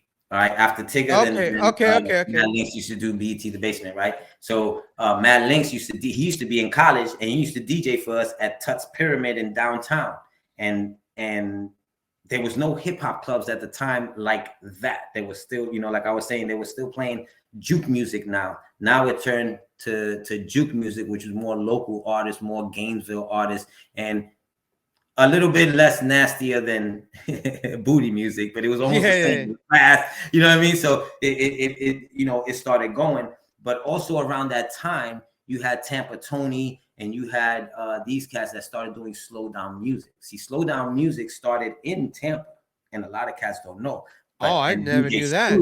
Used to come over here with this other DJ, and it was Evil DJ. He was a local guy that used to be with Rated R and Tampa Tony and them. He's called Evil DJ Evil. I want to say Evil D. Right? Is that Evil D? No, not the one from Smith and is it Smith and Wesson? DJ I think it is, because I remember not that meeting one, him not at that one. This is one of the Zulu Nation thing. Yeah, Evil D, way back. I'm talking no, not that one. This is a local Evil D from over here, right? Okay. And it was one of his DJs. He couldn't mix so good, so he would slow it down, play his music, mix it, and then when he was done, he would speed it up. But then they liked it like that. Then they started playing it slow down.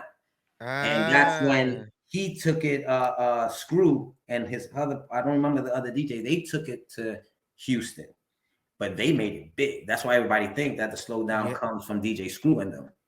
is chopped I and think screwed. I seen what's that? Those documentaries. They're like 4 volumes or 5, and it breaks down like the beginning of hip hop, and then it goes to the slow down, and they kind of broke down the history, but it wasn't that one. It So wasn't, and these they cats are did not still say the here right one. today. That's why I said the documentary is going to be good when we do with Zulu, because we involve with these cats and actually bring the true pioneers of what's going on. You know what I'm saying? Of what's happening, because everywhere they're trying to erase history and rearrange it in every angle that they can, and that's coming from local to all the way to the system. You know what I mean? And that's one of the reasons why I do this show, so we could capture real deal people like yourself and dudes that are boots on the ground, that are still putting in the work, that are Yep. still thinking of doing things positive, that conscious hip hop. And you got a lot of cats that are mainstream, and they have the key, man, to opening this positive world of hip hop. I don't know why they don't do that, but one of the reasons why I do that is just to have this platform and Yep. just have brothers like you just to say it raw how it is. Because hip hop, do you feel like it's just getting more like sensitive, not sensitive, like softer or something? I don't even know what word to say. It's growing, right? It's growing as it should. It's the #1 genre. It surpassed rock, right? Oh yeah, it sure did. It is growing. That it's what they're glorifying, that it's just not what I'm with. Like, listen, trust me, I'll listen to Young Thug. I'll listen to certain ones because okay, it's entertaining to me. Like, but when I really want to listen to certain music, I can't even just listen to hip hop, even old school hip hop, all day long. I need to hear some house. I need to hear some Latin. It's just a variety. That's what it is with me. But the way hip hop is now, they're just glorifying what's helped the system. This is while they over there twerking and talking all this drug shit, they passing laws that is just killing us. You know what I'm saying? So it's which leads to that question: in the current state of hip hop culture, what is something you would like to change? Damn, I don't know. That's a good question. I'm gonna tell you why it's a good question, because it goes back to this. For example, a lot of people ask what happened when the allegations came up and what happened with Zulu, how it fell off. Let's make one thing clear. Nothing is going to be able to take the nation down. Nothing. It's too big. It's too worldwide. What we have to watch out for, what I'm worried about, is what is the nation going to be? Is it going to be relevant to the hip hop culture? That's what I look at. At the end of all this, is it going to be relevant to the hip hop culture? Right now, it's still it's old school, but everybody got a nasty taste in their mouth because of the allegations. But look at this. Why didn't they come in? We are a community program. If they're saying that's what's happening, why didn't they come in and investigate, right? The reason why, they know it was going to implode. It's allegations is just that, allegations. I'm not saying it's true. I'm not saying it's not. Allegation is just an allegation, right?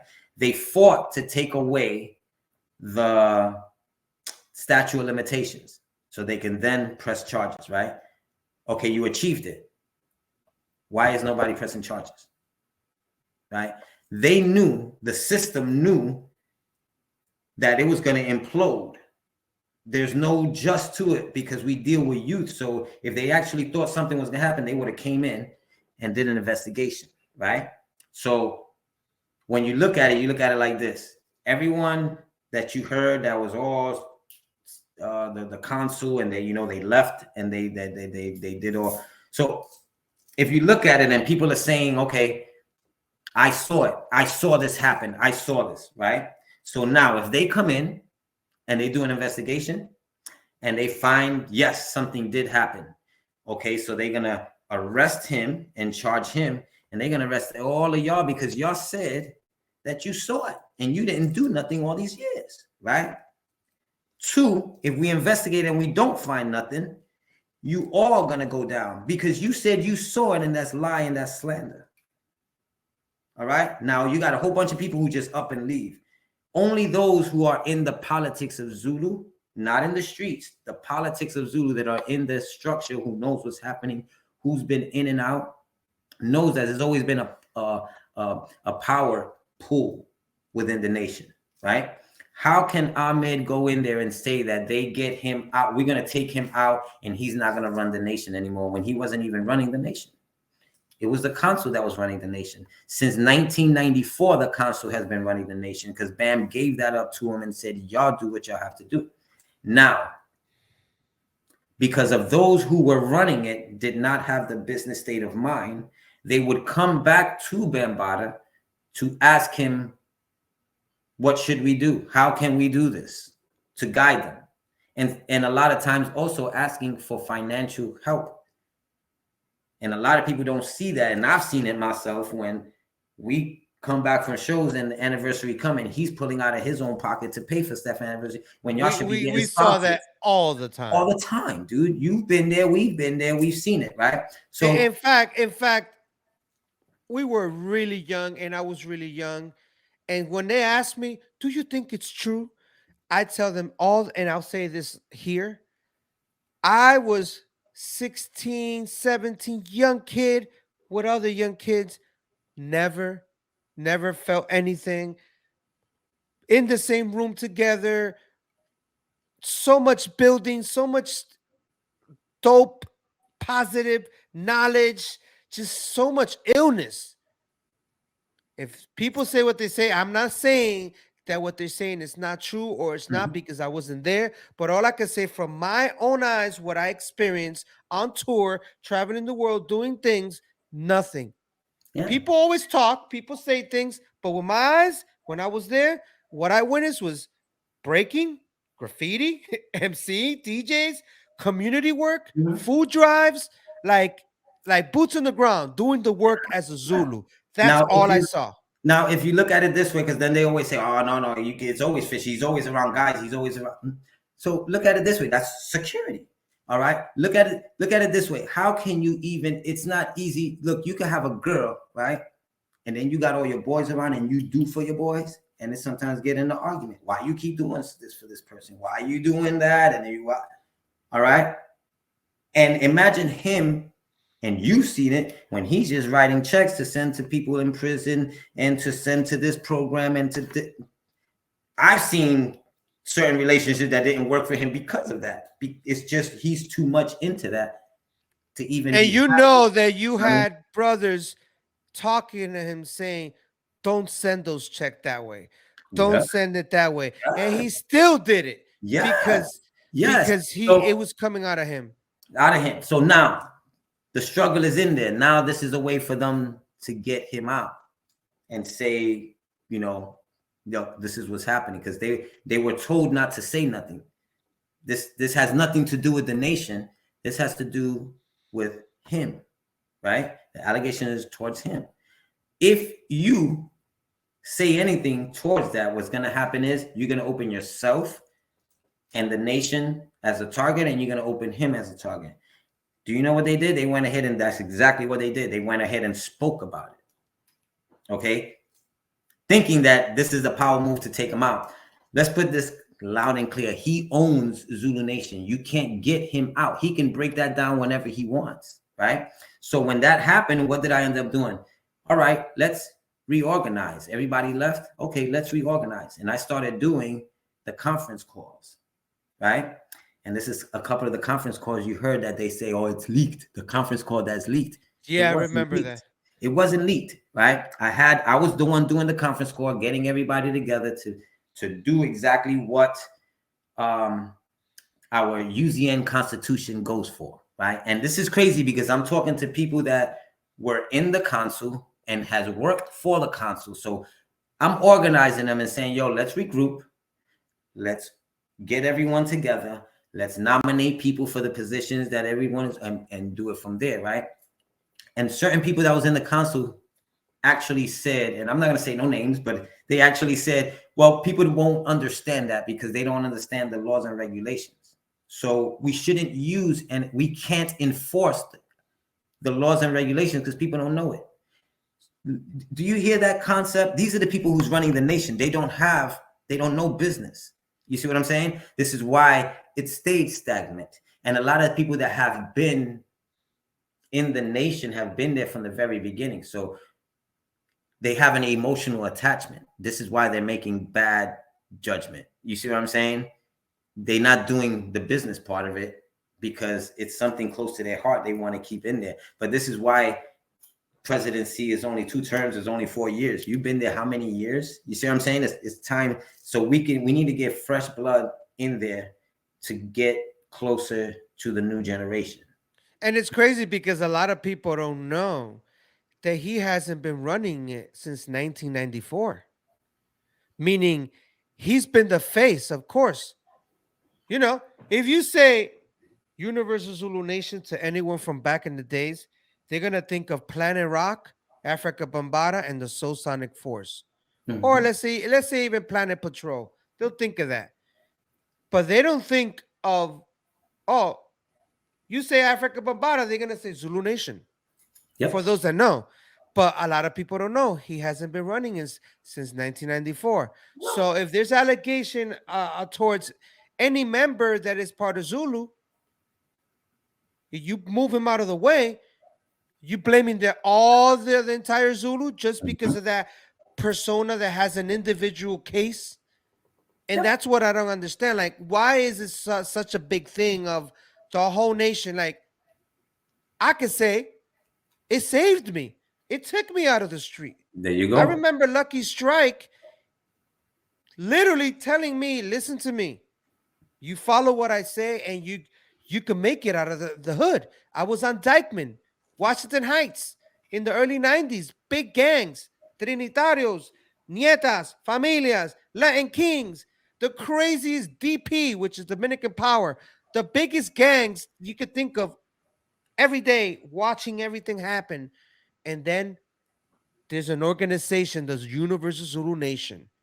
Lucky Strike is there. I start meeting these brothers. I start going to these classes, and I'm like, what? And they said, there's a way out. There's a way out of the hood. Look, let me show you. Look. Start showing me Tribe Called Quest. Most Def is a Zulu. That other person is a Zulu. All these people were throwing Zulu Nation, Zulu Nation. And I'm like, what? You could actually, yeah, man, that guy lived in the ghetto. Look, now, look at that person now. I was like, I want to do that. So what was I doing? Focusing on my studies, learning my lessons, straight from school, going to the classes, or practicing. Like, it literally saved me. So now that's my experience. Now you got other brothers that have different experience. And you could say the same story. Yeah. What it did to you. It's gonna be my version. That's why they say there's his version, that version, and then the truth. It's just your perspective, right? So now you're looking at it this way, which a lot of people don't understand the politics behind it, right? So now they leave, we start getting it together. I see what's going on. I'm doing the conference call because I'm recording them, and I'm trying to find out what's the leak and who's what, right? So here's the power struggle. Now everyone starts to do. Okay, now they want to start building. Instead of, we all want the same thing. We want to rebuild the nation, right? That's what I'm thinking, right? And this was what year? Because this is not that long ago. Oh, no. This was like 2016, right? That's what I'm saying. I jumped real quick because you wanted me to explain the Zulu thing, but we're gonna go back to the timeline. No, we'll go back, but this is 2016. So this is when the allegations first popped up, right? 2016, around there, 17. So now you hear the ignorance of the people. Everybody's saying, no, he's changing everything. He's changing this into a religious cult, right? And I'm like, this is just to show you how members don't read their own lessons, right? Because members are actually thinking like he changed it. No, Zulu has always been a religious group. We just don't pick one certain religion. That's correct. You see what I'm saying? That's the difference. Now it's been a belief. It's a type of dogmatic belief amongst so many. It's open to everything. Like they say, it's not just one thing. We believe in Allah, Jesus, Yahweh, Jehovah. It says it in the laws and regulations in the belief, right?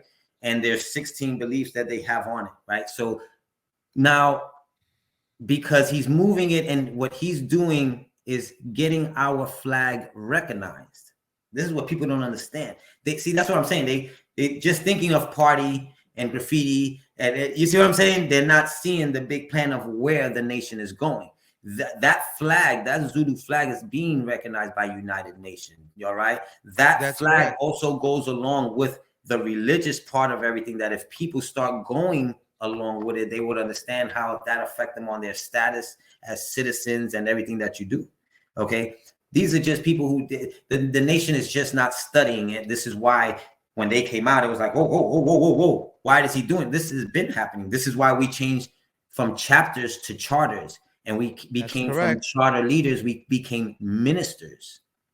Okay, where you don't understand that if you now have a ministry, that means within that ministry, I can get ahead and donate and take certain money to build and do stuff. You see what I'm saying? Which you don't pay taxes on.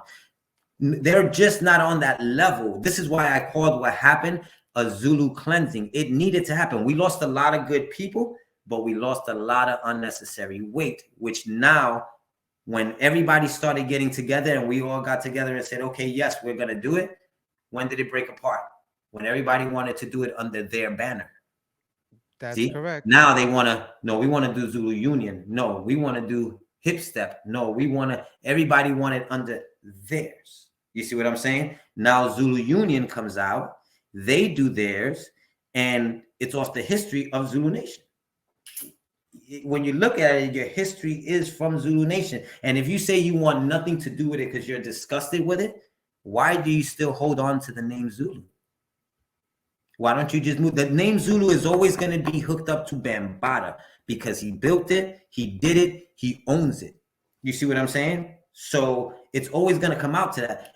Those that are in the nation right now do not understand business, because if you understood business, you understood that when I made that whole entire plan, I went to Bambaataa and I told him, listen, if we organize the nation and we get everyone in the body of the nation to nominate who they want, we vote, we get everybody in position, and we got a governing body, will you sign the agreement that we will run the governing body the way we want it and you have nothing to do with it? He said yes. It was put down there. So why are you still talking about you're not going to do it unless he's gone? He owns it. What part of that you don't understand? You know what I'm saying? There's nothing. He just doesn't have his hands in paperwork or none of that. So that's the only difference. So if we have a contract saying we are going to run it, we got it, right? Let's do it. But everybody wanted it under theirs. You see what I'm saying? So then a lot of people left. They went to Zulu Union and started doing their own thing and so on and so forth. Whatever Zulu Union does, it is what it is. But the point is that even now to this day, I'm working with them now to start actually getting everything to where they have their own social media, where they have a Zulu app, which is real-time communication. Because what happened was everybody's so passionate that they started attacking the accusers, and it didn't look good.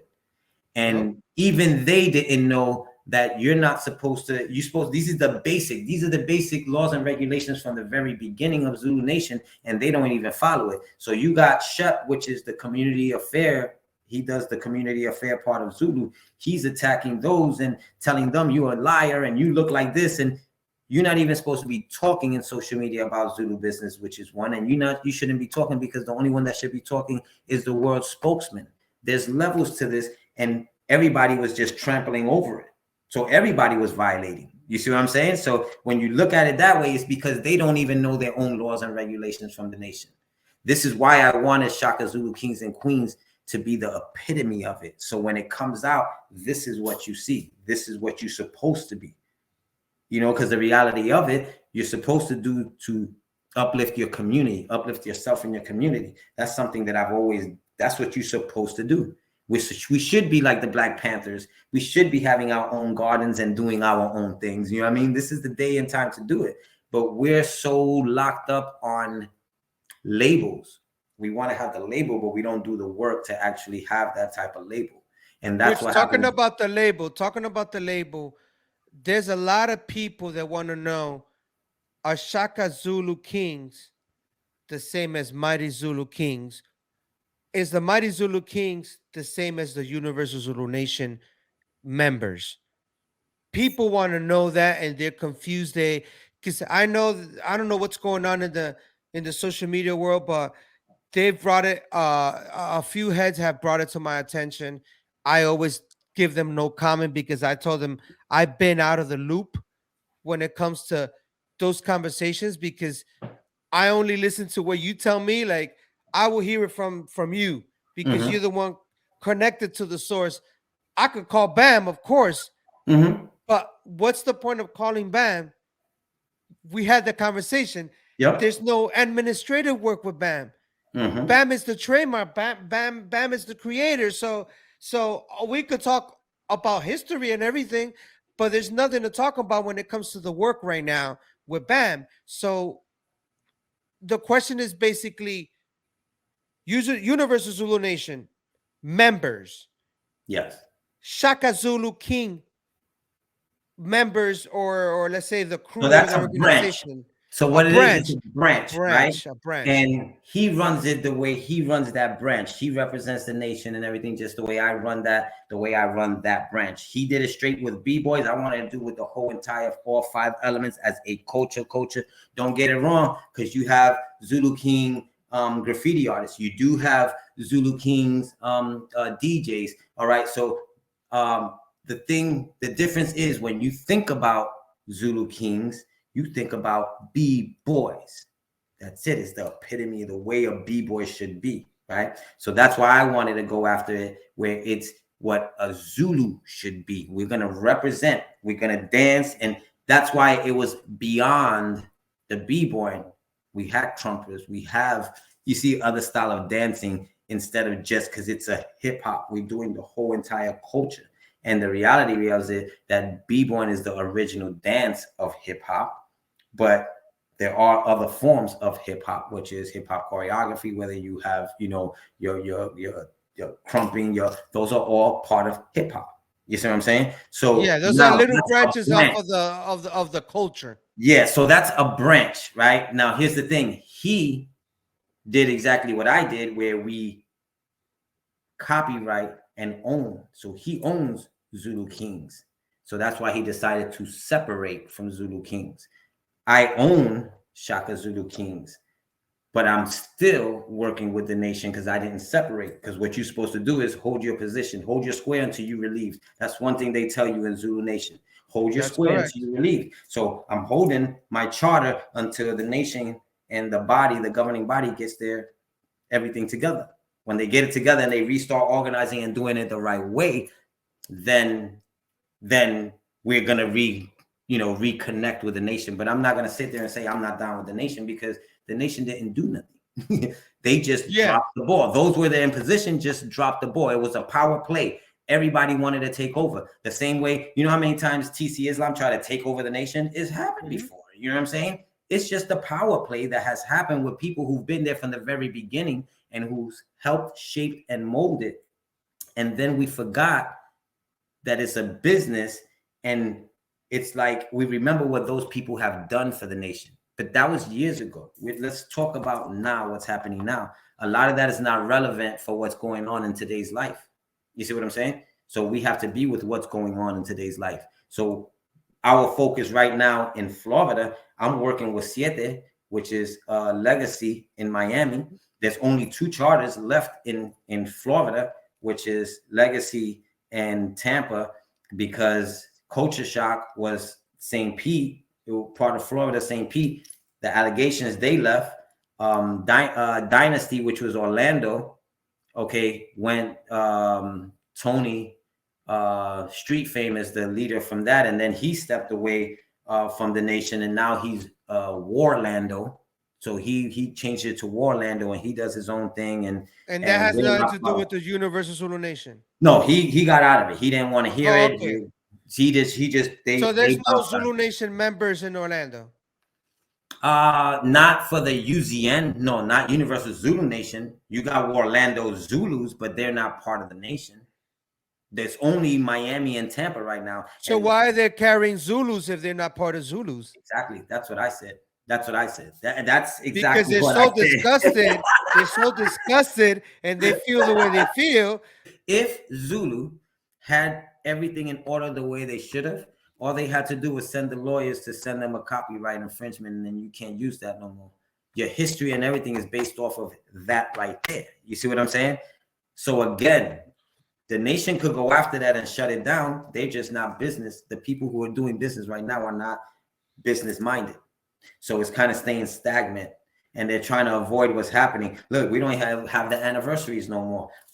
Anniversaries was the what? Come on, worldwide. You wanted to go to the anniversary because it was worldwide and everybody came, and you can't do it now because everybody's afraid to come out.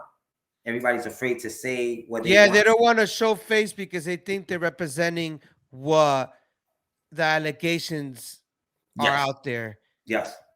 Like, it's so interesting. It's like, say, for example, Twitter. Jack Dorsey, or I think that's his name, he was the owner of Twitter, and then now Elon Musk owns it. So you cannot take away who created Twitter. Exactly. If Elon Musk is the new owner, new rules, new things, you can't say, oh, but it still represents blah, blah, blah, of the owner or whatever. And that's a smart power move. You know why he really did that, right? He's saying that it's he's saying that it's because freedom of speech, right? But he has Neuralink, right? Yep, of course. And Twitter has the most information out of everybody. You know what I'm saying? So he's that's why he's a billionaire. That's why he's a billionaire. Again, not a lot of heads will know this because they're not awake. They haven't been red pilled yet. So the fact that they haven't been red pilled yet, they're not gonna understand. It's they got different shades on right now. They got glasses they can't see. They gotta remove it, put something else, and say, "Oh snap! What? I never knew that's what it was." And we learned that early as kids already. When we come out and we start speaking to brothers and sisters, sometimes they probably be like, "Yo, my man Dolo lost his mind talking about." Some Matrix talking this and that, but moving on. When I ask you about like the hip hop culture and things that you want to see in the hip hop culture, like you want to kind of change, do you feel like there's a lack of respect for the elders in the culture, like in general? Yeah, more because I think. Because how certain OGs act, they don't act accordingly. They don't act like OGs. You don't cry about what you don't have, or constantly what you've done. Your job is to be the big brother. Don't school them. That way they know they don't have to do. Just like Jay-Z said it, I did it so you don't have to do it. Does he really mean it to his heart like that? It just rhymes. But the logic of being an OG is that I did it so you don't have to do it. That's what my OGs did. I've seen people get beat down and robbed and this, but I didn't have to do it. And then I was taught that you don't have to do it, and was pushed back to not to do it. You know what I'm saying? So the OGs they just cry too much about what they don't have. It's not, nobody wants. Do you feel they're bitter? You feel that they're bitter? Yeah. The cats that I've heard, it sounds more like bitter than not agreeing with the new generation, to be honest. Because if the new generation, if that's what they like, that's what they like. Because I believe there is evolution in hip hop, because even when we came in, it was evolving. It started changing, and it became such a beautiful thing that why was it called the golden age of hip hop, the 90s? Do you feel that it was more positive in the 90s or in the 80s? Think about that. I would probably say more in the 80s, because there was no gangster rap. There was only very few gangster rap, like Coogee rap, talking to but what I'm saying, like when it started going into like the De La Soul, Tribe Called Quest, you started noticing the 80s, the Kumo D, the LL Cool J's from that era, the Run DMCs.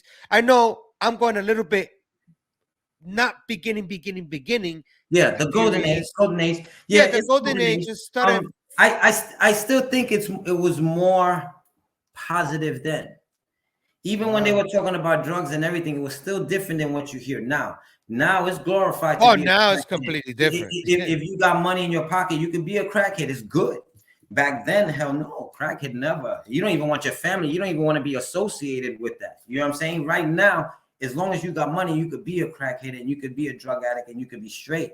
You know what I mean? But that's all because of the society that we're in right now. And they're using that because it's the #1 music genre, you know, so let's use this part to train these people just to be, you know, you're not thinking. You're just sitting there watching people twerk, and we're watching fighting videos. And if you used to look at what other societies and other countries look at, is none of this garbage. They're not looking at no. garbage. Even a lot of people don't know even TikTok.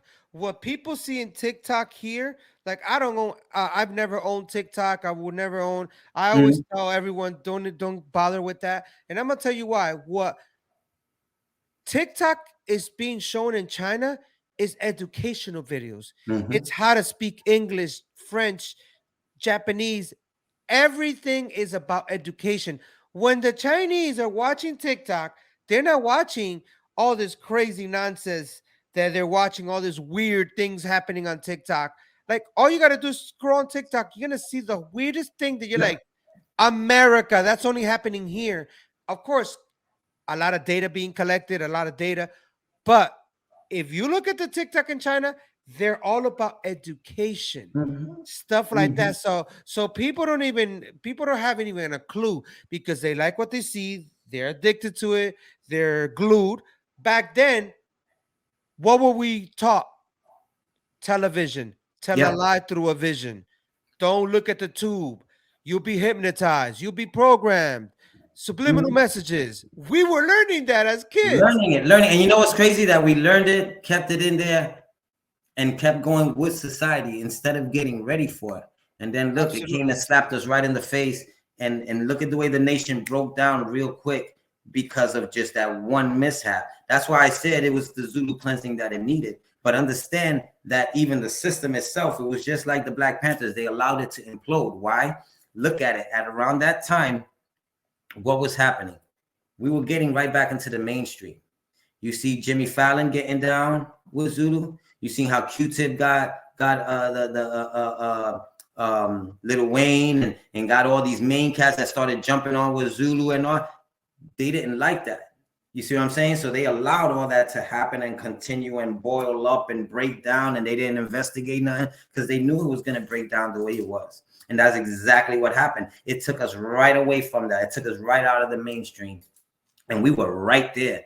There was a lot of people jumping on again. They were digging in. They were feeling it. They were feeling the information and everything that we were going, because we were going under banners. And, you know, like, people don't understand the difference of a banner and a flag.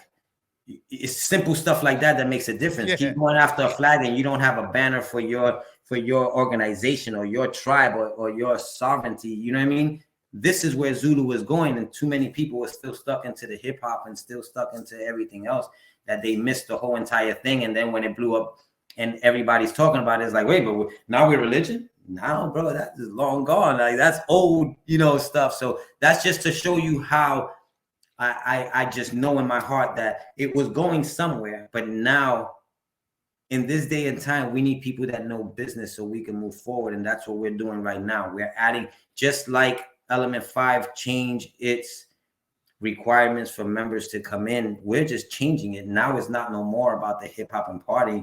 Is you have to have something significant coming in. You either have to own a business or in the process of owning a business. You either have to own property or land, or in the process, you have to start doing your citizenship and figure it out. And it's so funny because people is asking me when I'm talking about it, they're like, wait a minute, you're not from here. You're not. I said, yeah, but see, that's the whole thing. That's the difference of learning, of being a citizen and or a national citizen or a sovereign or whatever, because that makes a difference on what you don't even understand what when we say that. They look at you like, what are you talking about? You know, they don't even know about our driver's license. Yep. They don't even know about the Social Security. and that's what I'm doing now with my son, because now his girl is pregnant. I was trying to tell him about the birth certificate, not getting the birth Oh, certificate. snap. So Wait, now wait, he's like, he was what? like, what are you talking about? He was bugging out. And I'm like, yo, listen to this, right? So he said, so he's like all confused, like, what am I supposed to do? I said, now you got to get your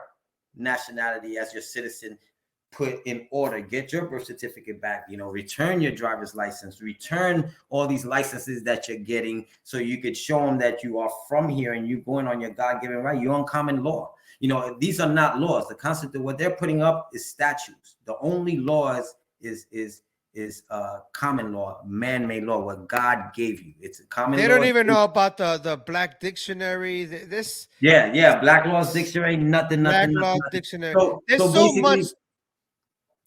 much. It's so much that we are to the point that it's no longer trying to wake people up. What we're gonna do is just go, and everybody that's down and logically knows. Yes. Gonna jump along, and we're gonna move forward. You know what I mean? So this is gonna be a big 2023. You're gonna see the documentary. You're gonna see a lot of the people come out. You're gonna see a lot of the stuff that we're doing, because it's just where we at. We need to be that route, and a lot of the Shakas already are in that position. You have several businesses. You do what you want to do. You're a boss. You see what I'm saying? And that's how we are representing the hip hop culture, how it should and be. to teach it to others, teach it, bro. to unchain yourself from this colonism of mentality of always having someone over your head controlling you. You get capped. That you can never pass your you know, you can't be your higher self.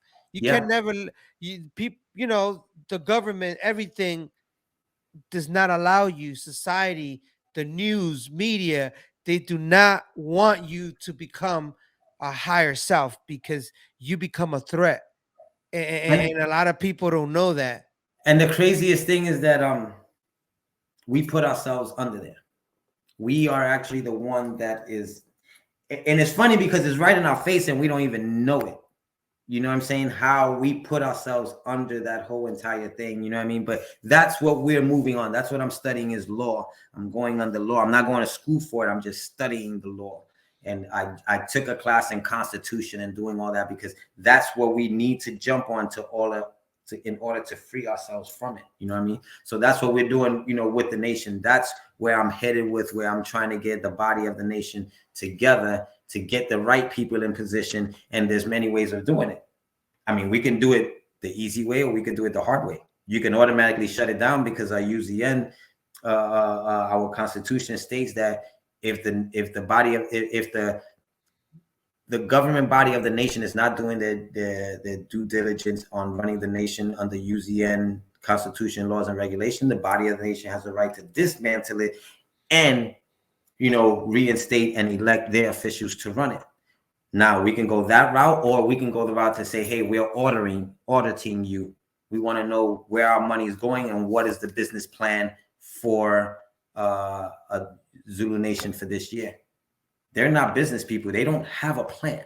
They're with what they're doing. You see what I'm saying? So we can take this many different ways, and, you know, we're figuring it out right now and see how we're going to go about it. You know what I mean? But this is, like I said, we're trying it and keep on going. If not, this is the last energy we're putting it on, and we're just going to keep going with our, you know, Element 5, the nonprofit it is, and keep doing it our thing. You know what I mean? Which I love that one. I remember when you showed me the first logo of Element 5 and you were doing certain things. That was so dope. I was like, hell yeah. Yeah, because, and there's a lot. It's a lot to it, man. It's why that's what our. I mean, even the name itself, Element 5, and it comes from the original Element 5 from Rochester, New York. All right. Big shout out to Milo. That's one of the founders of Element 5, upstate New York, and then Scheme. When we rebranded from Tampa Zulu, we changed it to Element 5. But that is what we do. You know what I mean? Like, we are into the lessons. We want to be the role model of the way a nation, you know, a charter should be. So, you know, that's where we're jumping on in the name. But it's again, it can't be taken out. It just loses relevance as far as what it is for the hip hop culture. You know what I mean? But look what they're doing now. They're trying to change the anniversary date. You see what I'm saying? They're trying to change all this other stuff.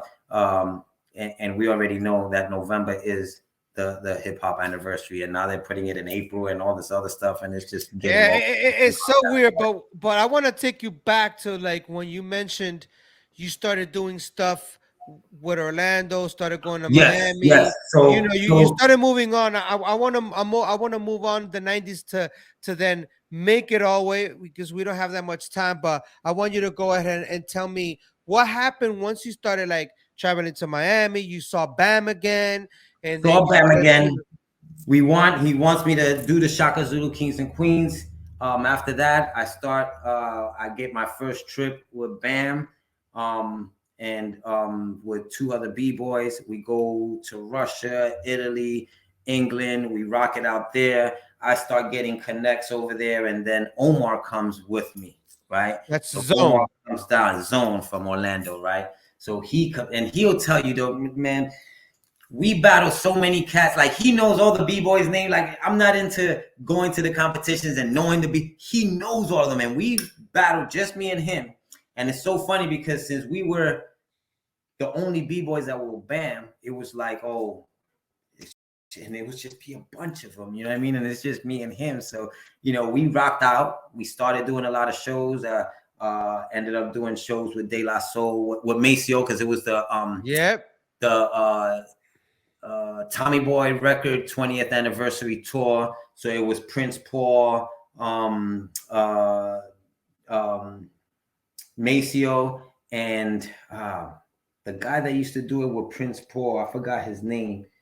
But it was three of us, Bambaataa, J. Rue the Damager. And we was doing shows through Ireland and England. And then I had went back, and that's when a lot of the Shakas started building up in Europe, linked up. What year was this? Because I know I was hearing about you guys traveling because we had the chapter from Under Lucky from New York City. We're doing stuff with Bam out there. And you guys are doing stuff because I remember they were like the Florida B-boys. They're killing it. And we started traveling, dude. But that's the thing. Bam being the OG he would let me be in the meetings when he was talking business. So I learned booking, and I learned the promotion, and I learned all this, you know what I'm saying? So once I would come back, I still had the connects with the agency and all other people and promoters. And then I'll just book our shows, you know what I mean, with these same promoters and so on and so forth. And that's how we started getting out there.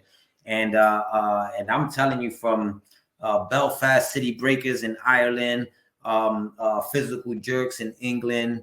We was just going everywhere. We went. What year you would say? This is between, I think, me and Omar for 2 years we did it, and that had to be around 97, 98. But I started going in 95. That's when I started traveling out there, all the way to like I really almost stopped around 2000. That's when I met Omar, 98, I believe. 98? 97. I met him in 97, and he was still coming off a tour with you. Yeah, and we were still going on tour around that time, because me and him went heavy for 97, and then he went a little bit with me for 98. And then I kept on going from there. And then by that time, in Tampa, I linked up with Reaction. I linked up with Supreme Beings. I linked up with Arson. Oh, okay. All right. Yeah. Then they connected me with their crew, and I started going to New York, and then I started chilling with Jigs and Bongo and stuff like that every time I go out there. So we became Supreme. That's Kings so dope, because I'm in New York and you guys are like, it's like you're here in Florida and I'm in New York living there doing my thing. I already know Jigs. I know, because for them, I was already like early 90s. So I already started way before them. But it's crazy then that you come in the picture and then it's like the same family, Supreme Beams. I'm like, what? You know them too? Queens. That's what I was saying. We've been connected, but still, and it took years before you and I got together and started, doing. But even during that time, I got with and we did Supreme Kings, because it was Supreme Beings and then Shaka's Supreme Kings, right? And then you had Christy that came in, B Girl Inc., and Nova, which was b-boy Shelby. He came in and started dancing with us. All right. Then you start having Jim, b-boy He, and then Raymond came out, Andy. All right. Yeah, indie rock, right? Yeah. And it was, I'm telling you, we were more battle ciphers type of cat. Yes. Then we were the battle for the, because our dancing changed when we started battling. So when Max started doing all his events and doing this, that, and the third, we would go to Icing on the Break, and I have it all on video. We'll go to Icing on the Break. It's 2 events that we actually won. And even they were giving it to us. They were just like, yo. And Max is so dope. Rest in peace, Max 1. Once he started learning the culture, he understood and apologized. You know what I'm saying? Because he started hanging out with OGs. He understood the culture. He understood the dance. And he understood that it was beyond power moves. You know what I mean? And that's when he started understanding. And that was the thing with me. When I would battle in Florida, it was different because I knew these younger judges that really wasn't, they were good dancers. They just wasn't experienced in judging. Because you're a good dancer doesn't make you a good judge. Doesn't make you not only that, they weren't experienced in life in general as a b-boy. So you just can't like learn power moves and do a few footwork and be dope and say, oh yeah, I could judge. Yeah. You could have the dopest b-boy and he probably sucks at judging. Yeah. It's the same way as you can have the dopest b-boy or b-girl and they're super horrible at teaching. Like, yeah. You know what I'm saying? Like, they don't know how to teach. So once we're going now, I'm dancing because I know what they want to see. They want to see power. I'm not dancing like myself. You know what I mean? But when we were in ciphers, I mean, we will create our own ciphers. Every time we went to Orlando, anywhere, Miami, we went to one corner. The cats that danced that knew it was going to be cipher, they would come out. We had good energy. Yes. We danced good together. I remember I lived in New York and I would come to Florida. I still wasn't living here. And I will see you guys, and exactly all the members that you mentioned, y'all will be in ciphers. Then you know that I moved to the West, Sarasota area. Then I started going out there, hanging with you, doing a bunch of the clubs and stuff. You guys are still ciphering.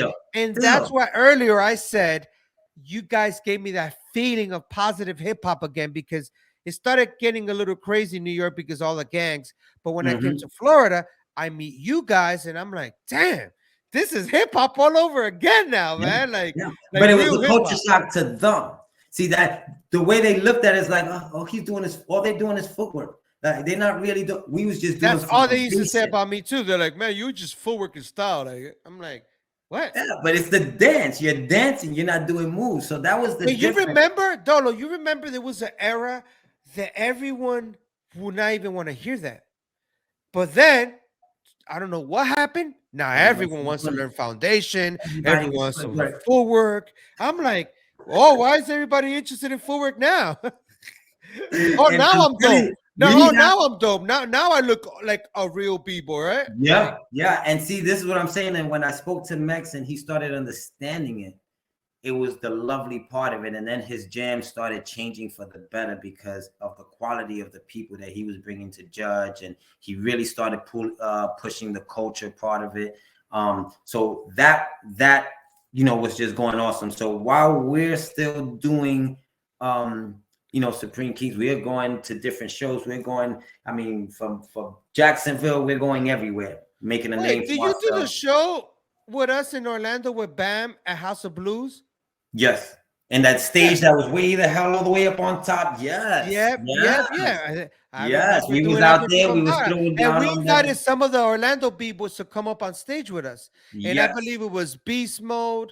That was a serious cipher there. That was funny. My wife was there. At that time, she wasn't my wife. But she went on stage too and threw down. Because I remember some of the My 180 cats we invited up.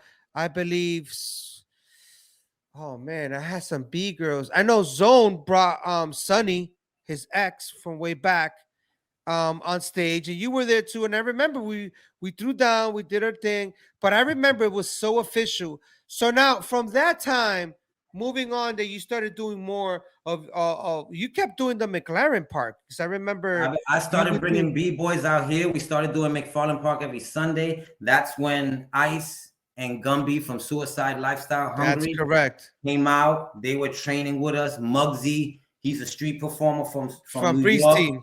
Yeah, so he's out there doing his thing. He came out here. He lived with me. I mean, just bunch of stuff. It was just, I mean, school. When I tell you, this is why a lot of cats liked coming out to our practice, because we will practice. But we had quality b-boys that were out there doing their thing and were traveling. So when they come to Florida, they will come to my house. They will spend the night.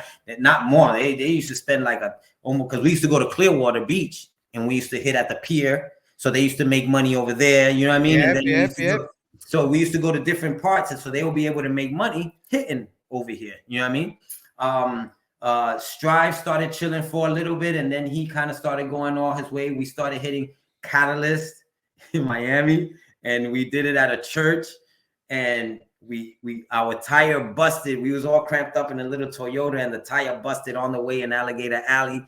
We got to the jam. Nobody had a spare. It was Sunday, so everything was closed. Nobody had a spare, and we were like, yo, what we gonna do?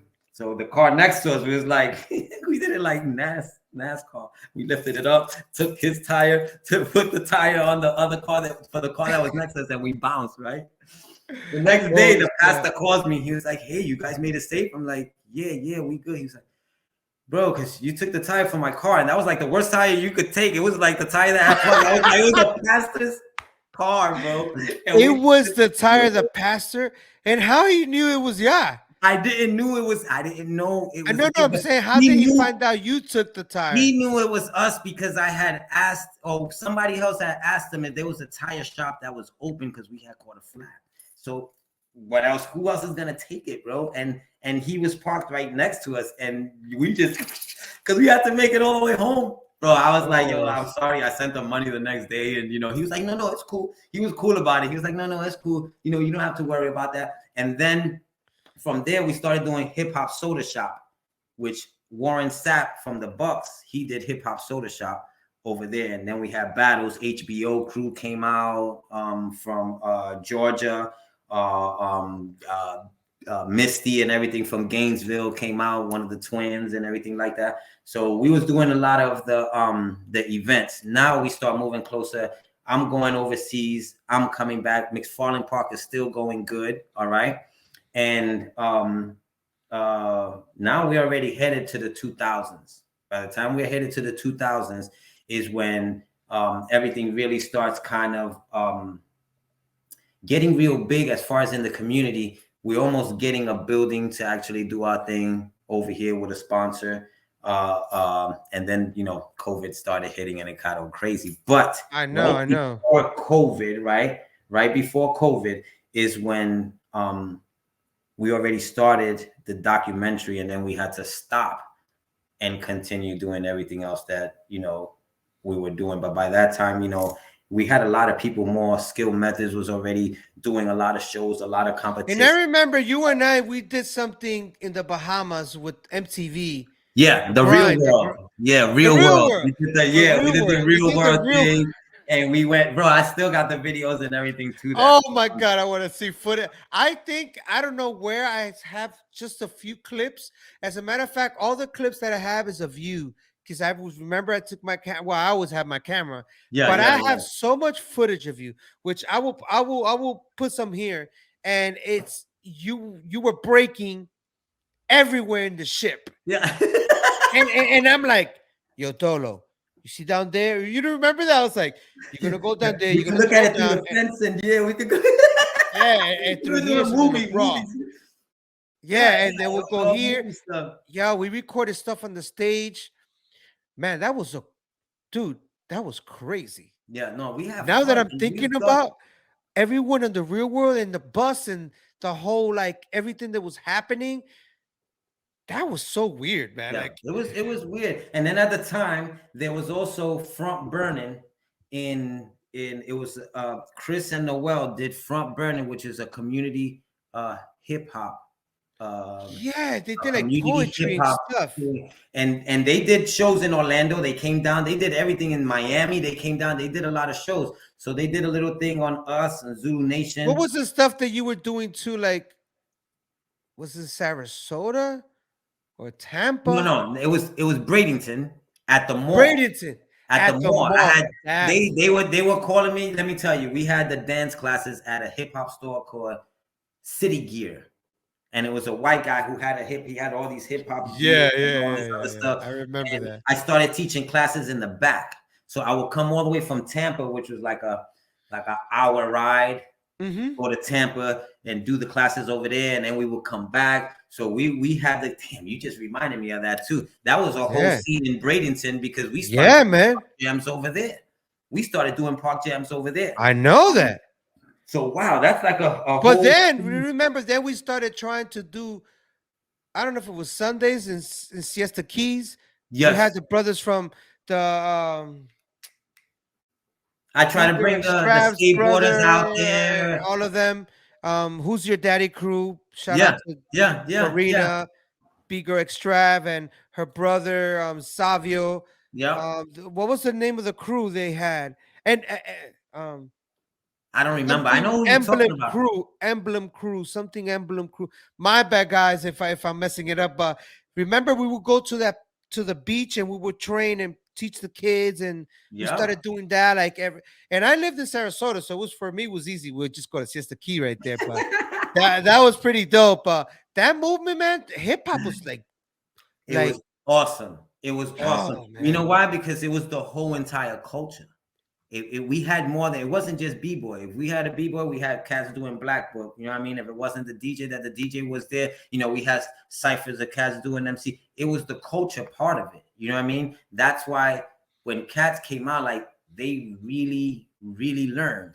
You know what I mean? It wasn't like they were just dancing, they really learned. And then I started doing Go Hard or Go Home, which was literally a training session. That's right. It was just 1 hour and it was no talking. We tried to dance through a whole CD of breaks that was 50, 60-minute long and literally just go back to back nonstop, you know what I mean? And do our thing. So training sessions started, changing more and more, during that time.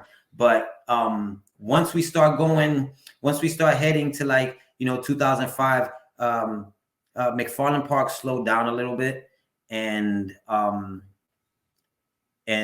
that's when you start getting a different type of shows started coming to Tampa. It was a different type of hip hop, more juke music. The scene changed in Tampa right around 2007. And then I started traveling a little bit more, which I stopped doing the McFarland Park and I stopped doing, a few of the other things there. And I would say life got in its way, right? Life. Yeah, because I start branching out. Now, all the lessons that I'm doing, I'm learning. Now I'm living. Now I'm actually doing it. I'm spreading. My son is getting older. He's doing music. Now I'm pushing the music with him. My younger son, he's a skateboarder. So now I'm pushing skate break program. Now that we have a skate break, which is a mobile skating and dance workshop with the mobile street skate park and everything that we put out. So now everything is moving a lot different. The scene changed during that time, you know what I mean? And then when I came back and we started doing, I want to say 2012, we hit McFarland Park hard again. And we revamped Zulu Nation, and now we had, so funny, the same person that used to be down with us that was left in Orlando, he decides to do a charter in Tampa. This is what I mean about labels, right? Everybody want label. So he was doing music, he want to push his music, so he jumps into Zulu and he starts doing his thing. So now he's upset that we're doing the thing over here and we're bigger. But we're supposed to be Zulu. It shouldn't matter. You know what I mean? But he wanted to do his own thing. He wanted to continue to do his own thing. So now there is a local newspaper where all the clubs and everything is at. It's called Tampa Tribune and all this other, right? So he has a friend that's there, and he has that guy do an article on him, right? And the article is local rapper brings something new to Tampa Bay, Zulu Nation. Something new. Right? Zulu. So I'm like, whoa. And I see everybody, so he's talking. So he erased all the history. Not only did he erase Kenny K, which is the original Zulu cat that brought everything out here. They used to go to Kenny K and chill over there and play their music. So you know who he is, right?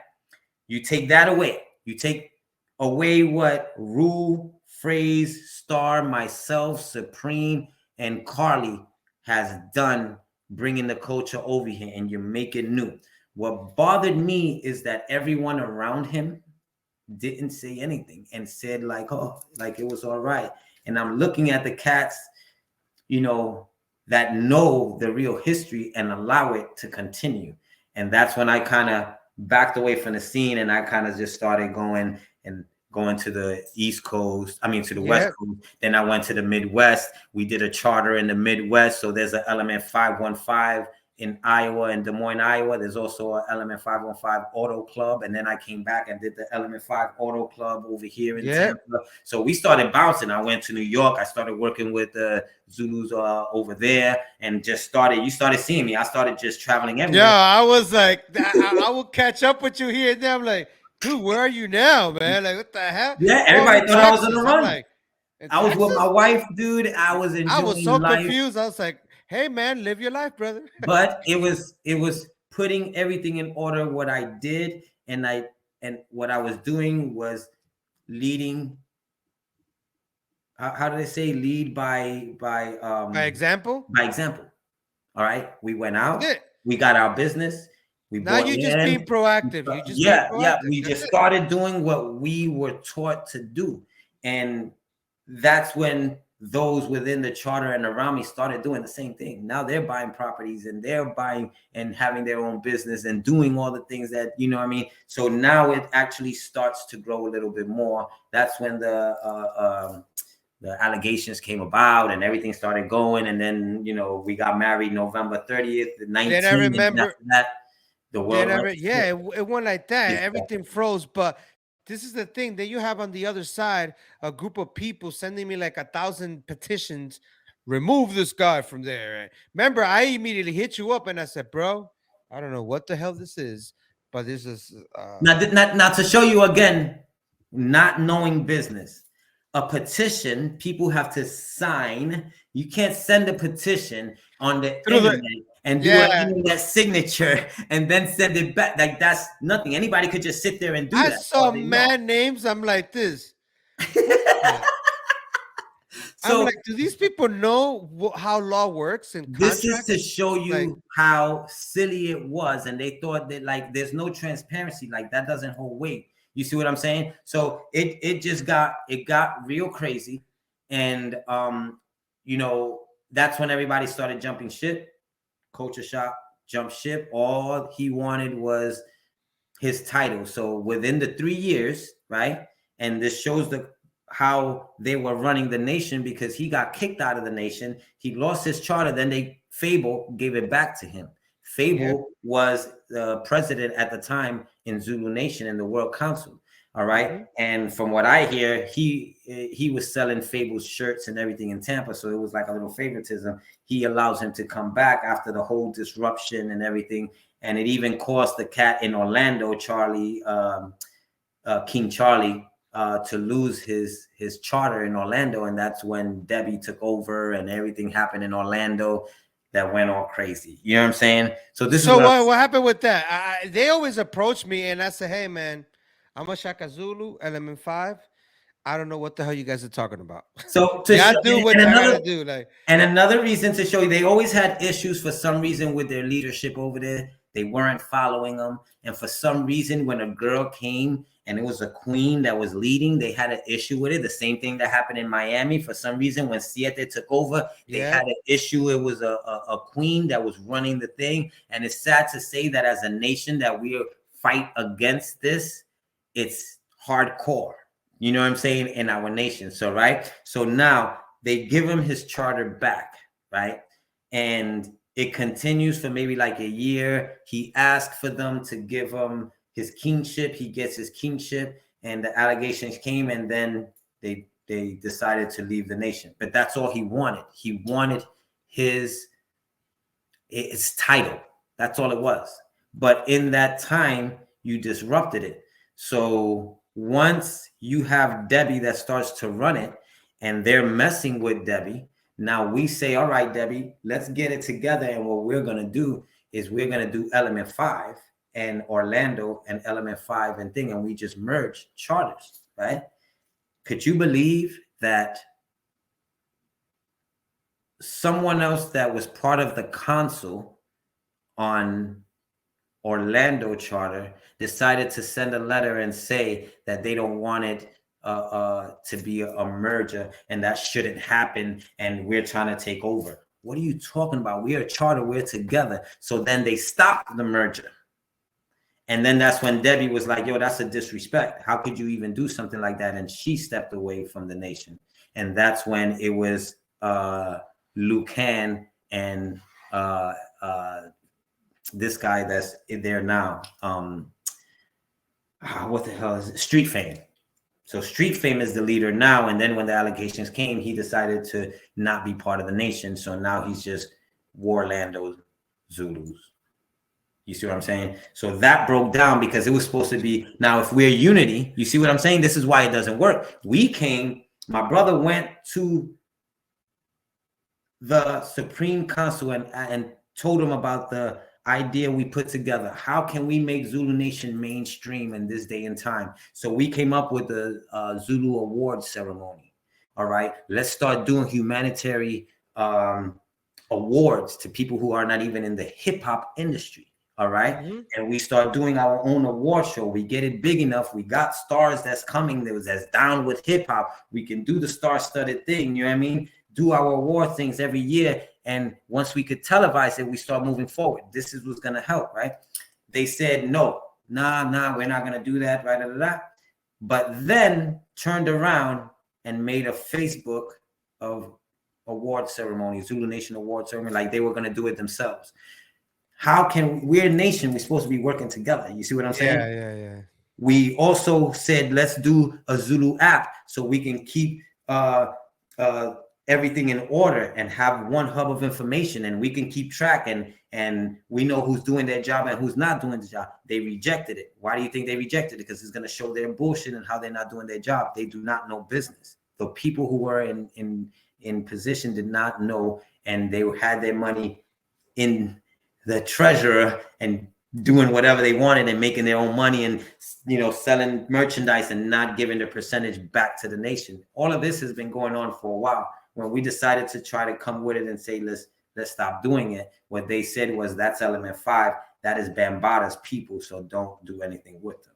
And it's funny because peace, unity, yep. love and having fun. But let's go back to unity. Mm-hmm. Now that doesn't exist for certain people. But all these people that are watching, all these people that are listening, everyone that has known you as a Zulu and Shaka Zulu and all that, what is something that people seem to misunderstand about you?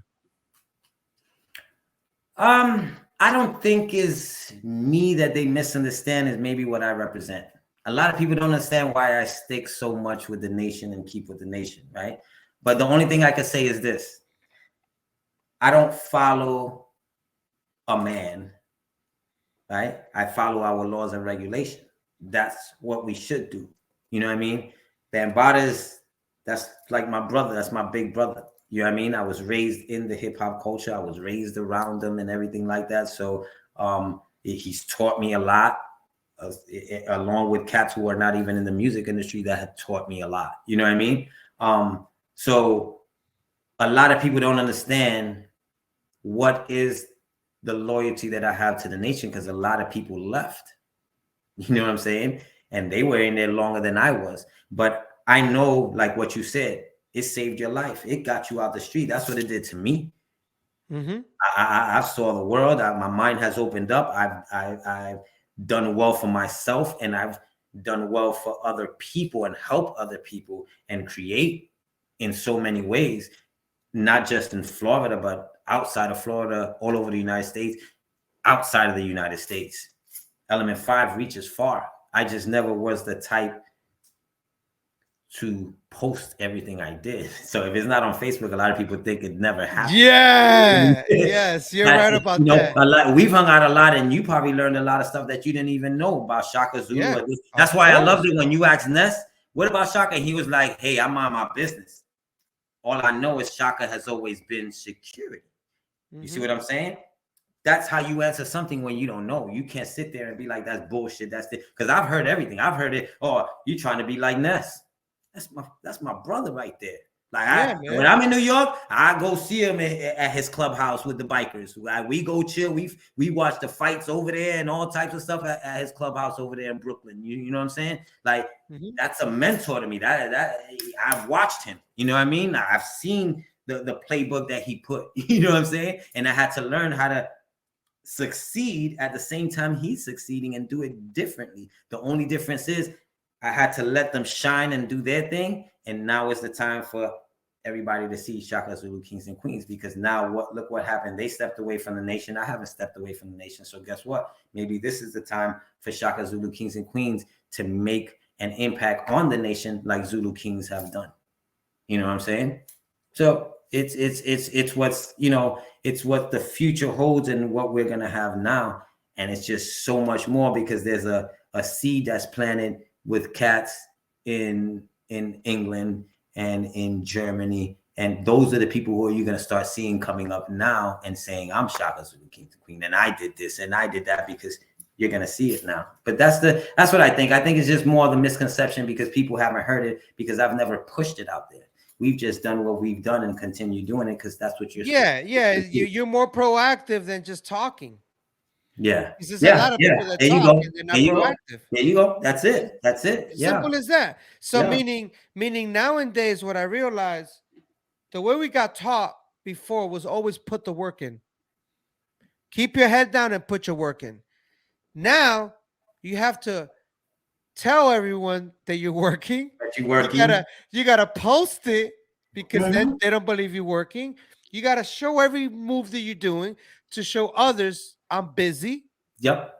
But if you don't do none of that, man, I don't know. Dolo's probably not doing anything in his life. a lot of cats still think I'm not like even dancing. Am I training like I used to? Like we used to go, yo, we're gonna meet at the dojo and we're gonna train.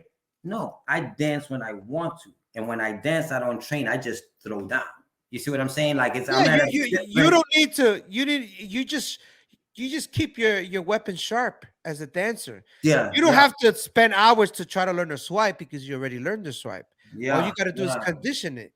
It's kind of like Bruce Lee. Bruce Lee, he trained, but he wasn't really like training. He already mastered certain things. So how he would train, he will fight, he will perform, he will. So I was just telling Kayla about that. I was literally saying that, like, about you, like, I will see you 4 or 5 years later, and you know, I'm here trying to practice, trying to get into this, and then you throw down, and I'm like, what the hell? You've been training, bro? And you're like, nah, man, I don't train, dude. Like, dude, you still look the same. Like, yo, yeah, I'm like, I was blessed to be able to still continue dancing. A lot of those natural people, man. Man. And I'm just glad I'm able to still be able to do it and still continue. I could never see myself not dancing until my body can't no more. But like they say, a body in tends to stay in motion. You know what I mean? So as long as you keep on doing it, it's gonna continue, you know what I mean? I also heard if the second you stop moving, you start aging. Yes. When I heard that one, I said, let me take a walk. Yeah. I gotta move, brother. No, that's what it is. And you know, you felt it sometimes if you spend 4 or 5 days a little bit. Oh yeah, there was a period where I had, and it's so funny. When I met my wife, that was the period that I actually stopped. You know what I'm saying? Like I you weren't the only one. I tell her that too. I'll be like, shit, I'll stop after I met you. But no, it was just that it was a different point in my life. And that's something I'm gonna always do. Because when I came to Florida, I started doing house, techno. I didn't stop breaking. I started doing another type of music. You know what I'm saying? Because all they had was techno and house music. That's all they had. And, you know, and then you have your top 40 and your bass music. But that's all I would hear was techno. And then I got into techno and started doing it. So it was something that I continue. I could never see myself stopping until I'm like aching. And then I can't no more. You know what I mean? Who knows when? Man, you're going to stop till your wheels fall off, brother. Heck yeah. Dude, we know each other for so long. And let me tell you, it's over 30 plus years in this that you've been doing it. Yeah, you ain't going nowhere, brother. I'm not going nowhere either. That I know for a fact that hopefully we still here 30 years later and we'd be like, damn, we still doing this shit. Still, baby, still doing it. You know what I mean? And I believe it. I believe it. And on that note, if you could be remembered for one thing, what would it be? Ooh, that's a good one. I would say I talk to a lot of cats, right? And what makes me feel good and what made me always stay righteous, especially when I speak to people and I'm being genuine, it's crazy how words can affect certain people. I remember having simple conversation with people when they were young, and as a grown man, come back and tell me, here's my kids. Dude, remember the conversation we had at McFarland Park? You were wearing this, that, and I'm like, oh, sweat. Yeah, you was a little jit. Yeah, that changed my life. I've been acting different ever since, and I did this and that, and da-da-da, and look who I am today. And to this day, I still speak to my kids about you. That is what I want to be remembered by. And that's happened to me many times, and that hits home. And to me, that's what touches me the most. That's why I do it. Not in a vanity sense of way. It's just to know that my words can make a difference in somebody's life.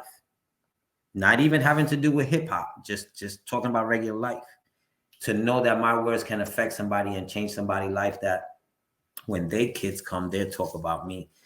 That's dope, man. That is what I take with me and why I continue to always make a difference, try to make a difference in, you know, my community and where I'm at and what I'm doing. But that's what it is, just making something different in somebody's life. That's so dope. And I want to end it like that because those are beautiful words you said there, brother. And I'm going to tell you one thing, man. I really appreciate you just taking the time to have a conversation. And you've always been a beautiful person to me, man. And you've always been humble. You've traveled the world. You've done so many things. I've done a lot of things with you as well. And you still remain humble, brother. And you always inspire me, man. Like, you were there before me, and brothers like you are one of the reasons why I continue even doing a platform like this or just being involved in hip hop. It's like sometimes you're in a situation in your life that I could be trying something new, and then you're the brother that I run into and I say what's up to, or we have a conversation, and then after the conversation I'm like, yo, I want to break. Yo, I want to get into some hip hop shit. You know what I'm saying? Like, you're one of those brothers that I got you. You check me in a way that it's not checking me, that it comes within me. So I could be sitting down like after this, brother, like I have so much hip hop fuel right now. Like you know what I'm saying? So when you said what you said about for stuff that you will be remembered for, I believe that's a gift. And I think you should continue doing that. And you inspire me just by you saying that. It gives me a affirmation why I do this show. Why, you know, sometimes in life you feel like, damn, man, why the hell am I doing this shit? This is the reason why. Because brothers like you that have a testimony that say, hey, man, don't give up on Universal Zulu Nation. Don't give up on on what built you. Don't give up on what took you around 48 countries around the world and met so many beautiful people, and everything has been positive. Don't give up on that. And you just reconfirmed that. And I thank you for that, brother. I really appreciate it. And once again, I appreciate you having me here. I mean, what I've learned with the cats that you have up here, it's what you're doing is needed. Because like I said before, they're erasing history. All right, and this is the hieroglyphic that you putting up on the internet. That is our new hieroglyphic.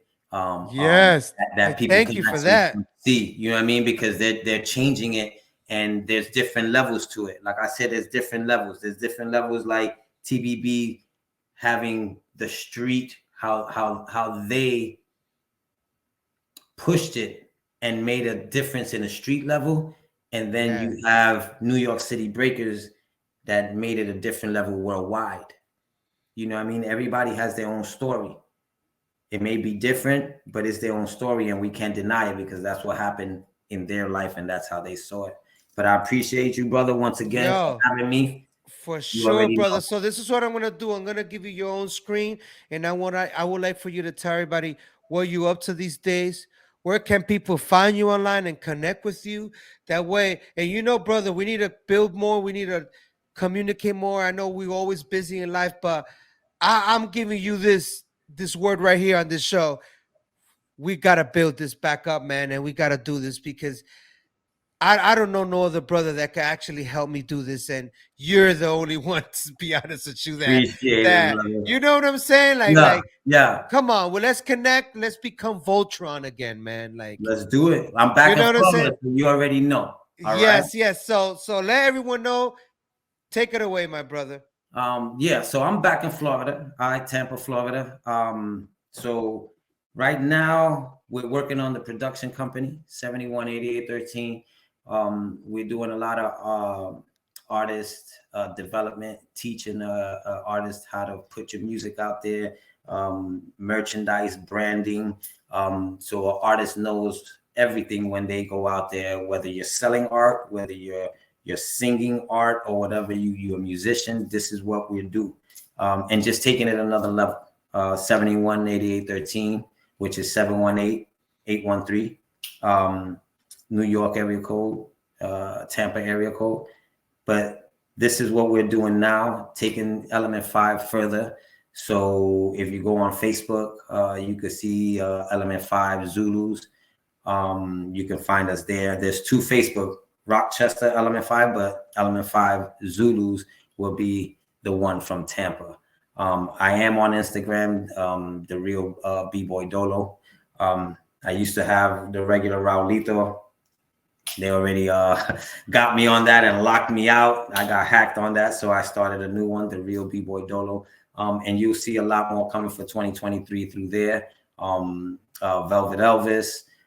You got Rook the Ruckus. We got a few people that we're working with as far as music. But as far as me, you can find me Element 5 Tampa in Facebook, and you can find me in Raul Lito in Facebook. And little by little, I'm sliding off a Facebook and all that stuff, but Instagram and stuff that I'm still keeping for my son and keep it going. But that's where it's at, man. Much love once again, brother. I appreciate you, bro. Yes, and I need to do part 2 because this is what I've been noticing is everyone that I interview, to grab 20 plus years in 2 to 3 hours is impossible. So I always this is like the seed. This episode is the seed of your part.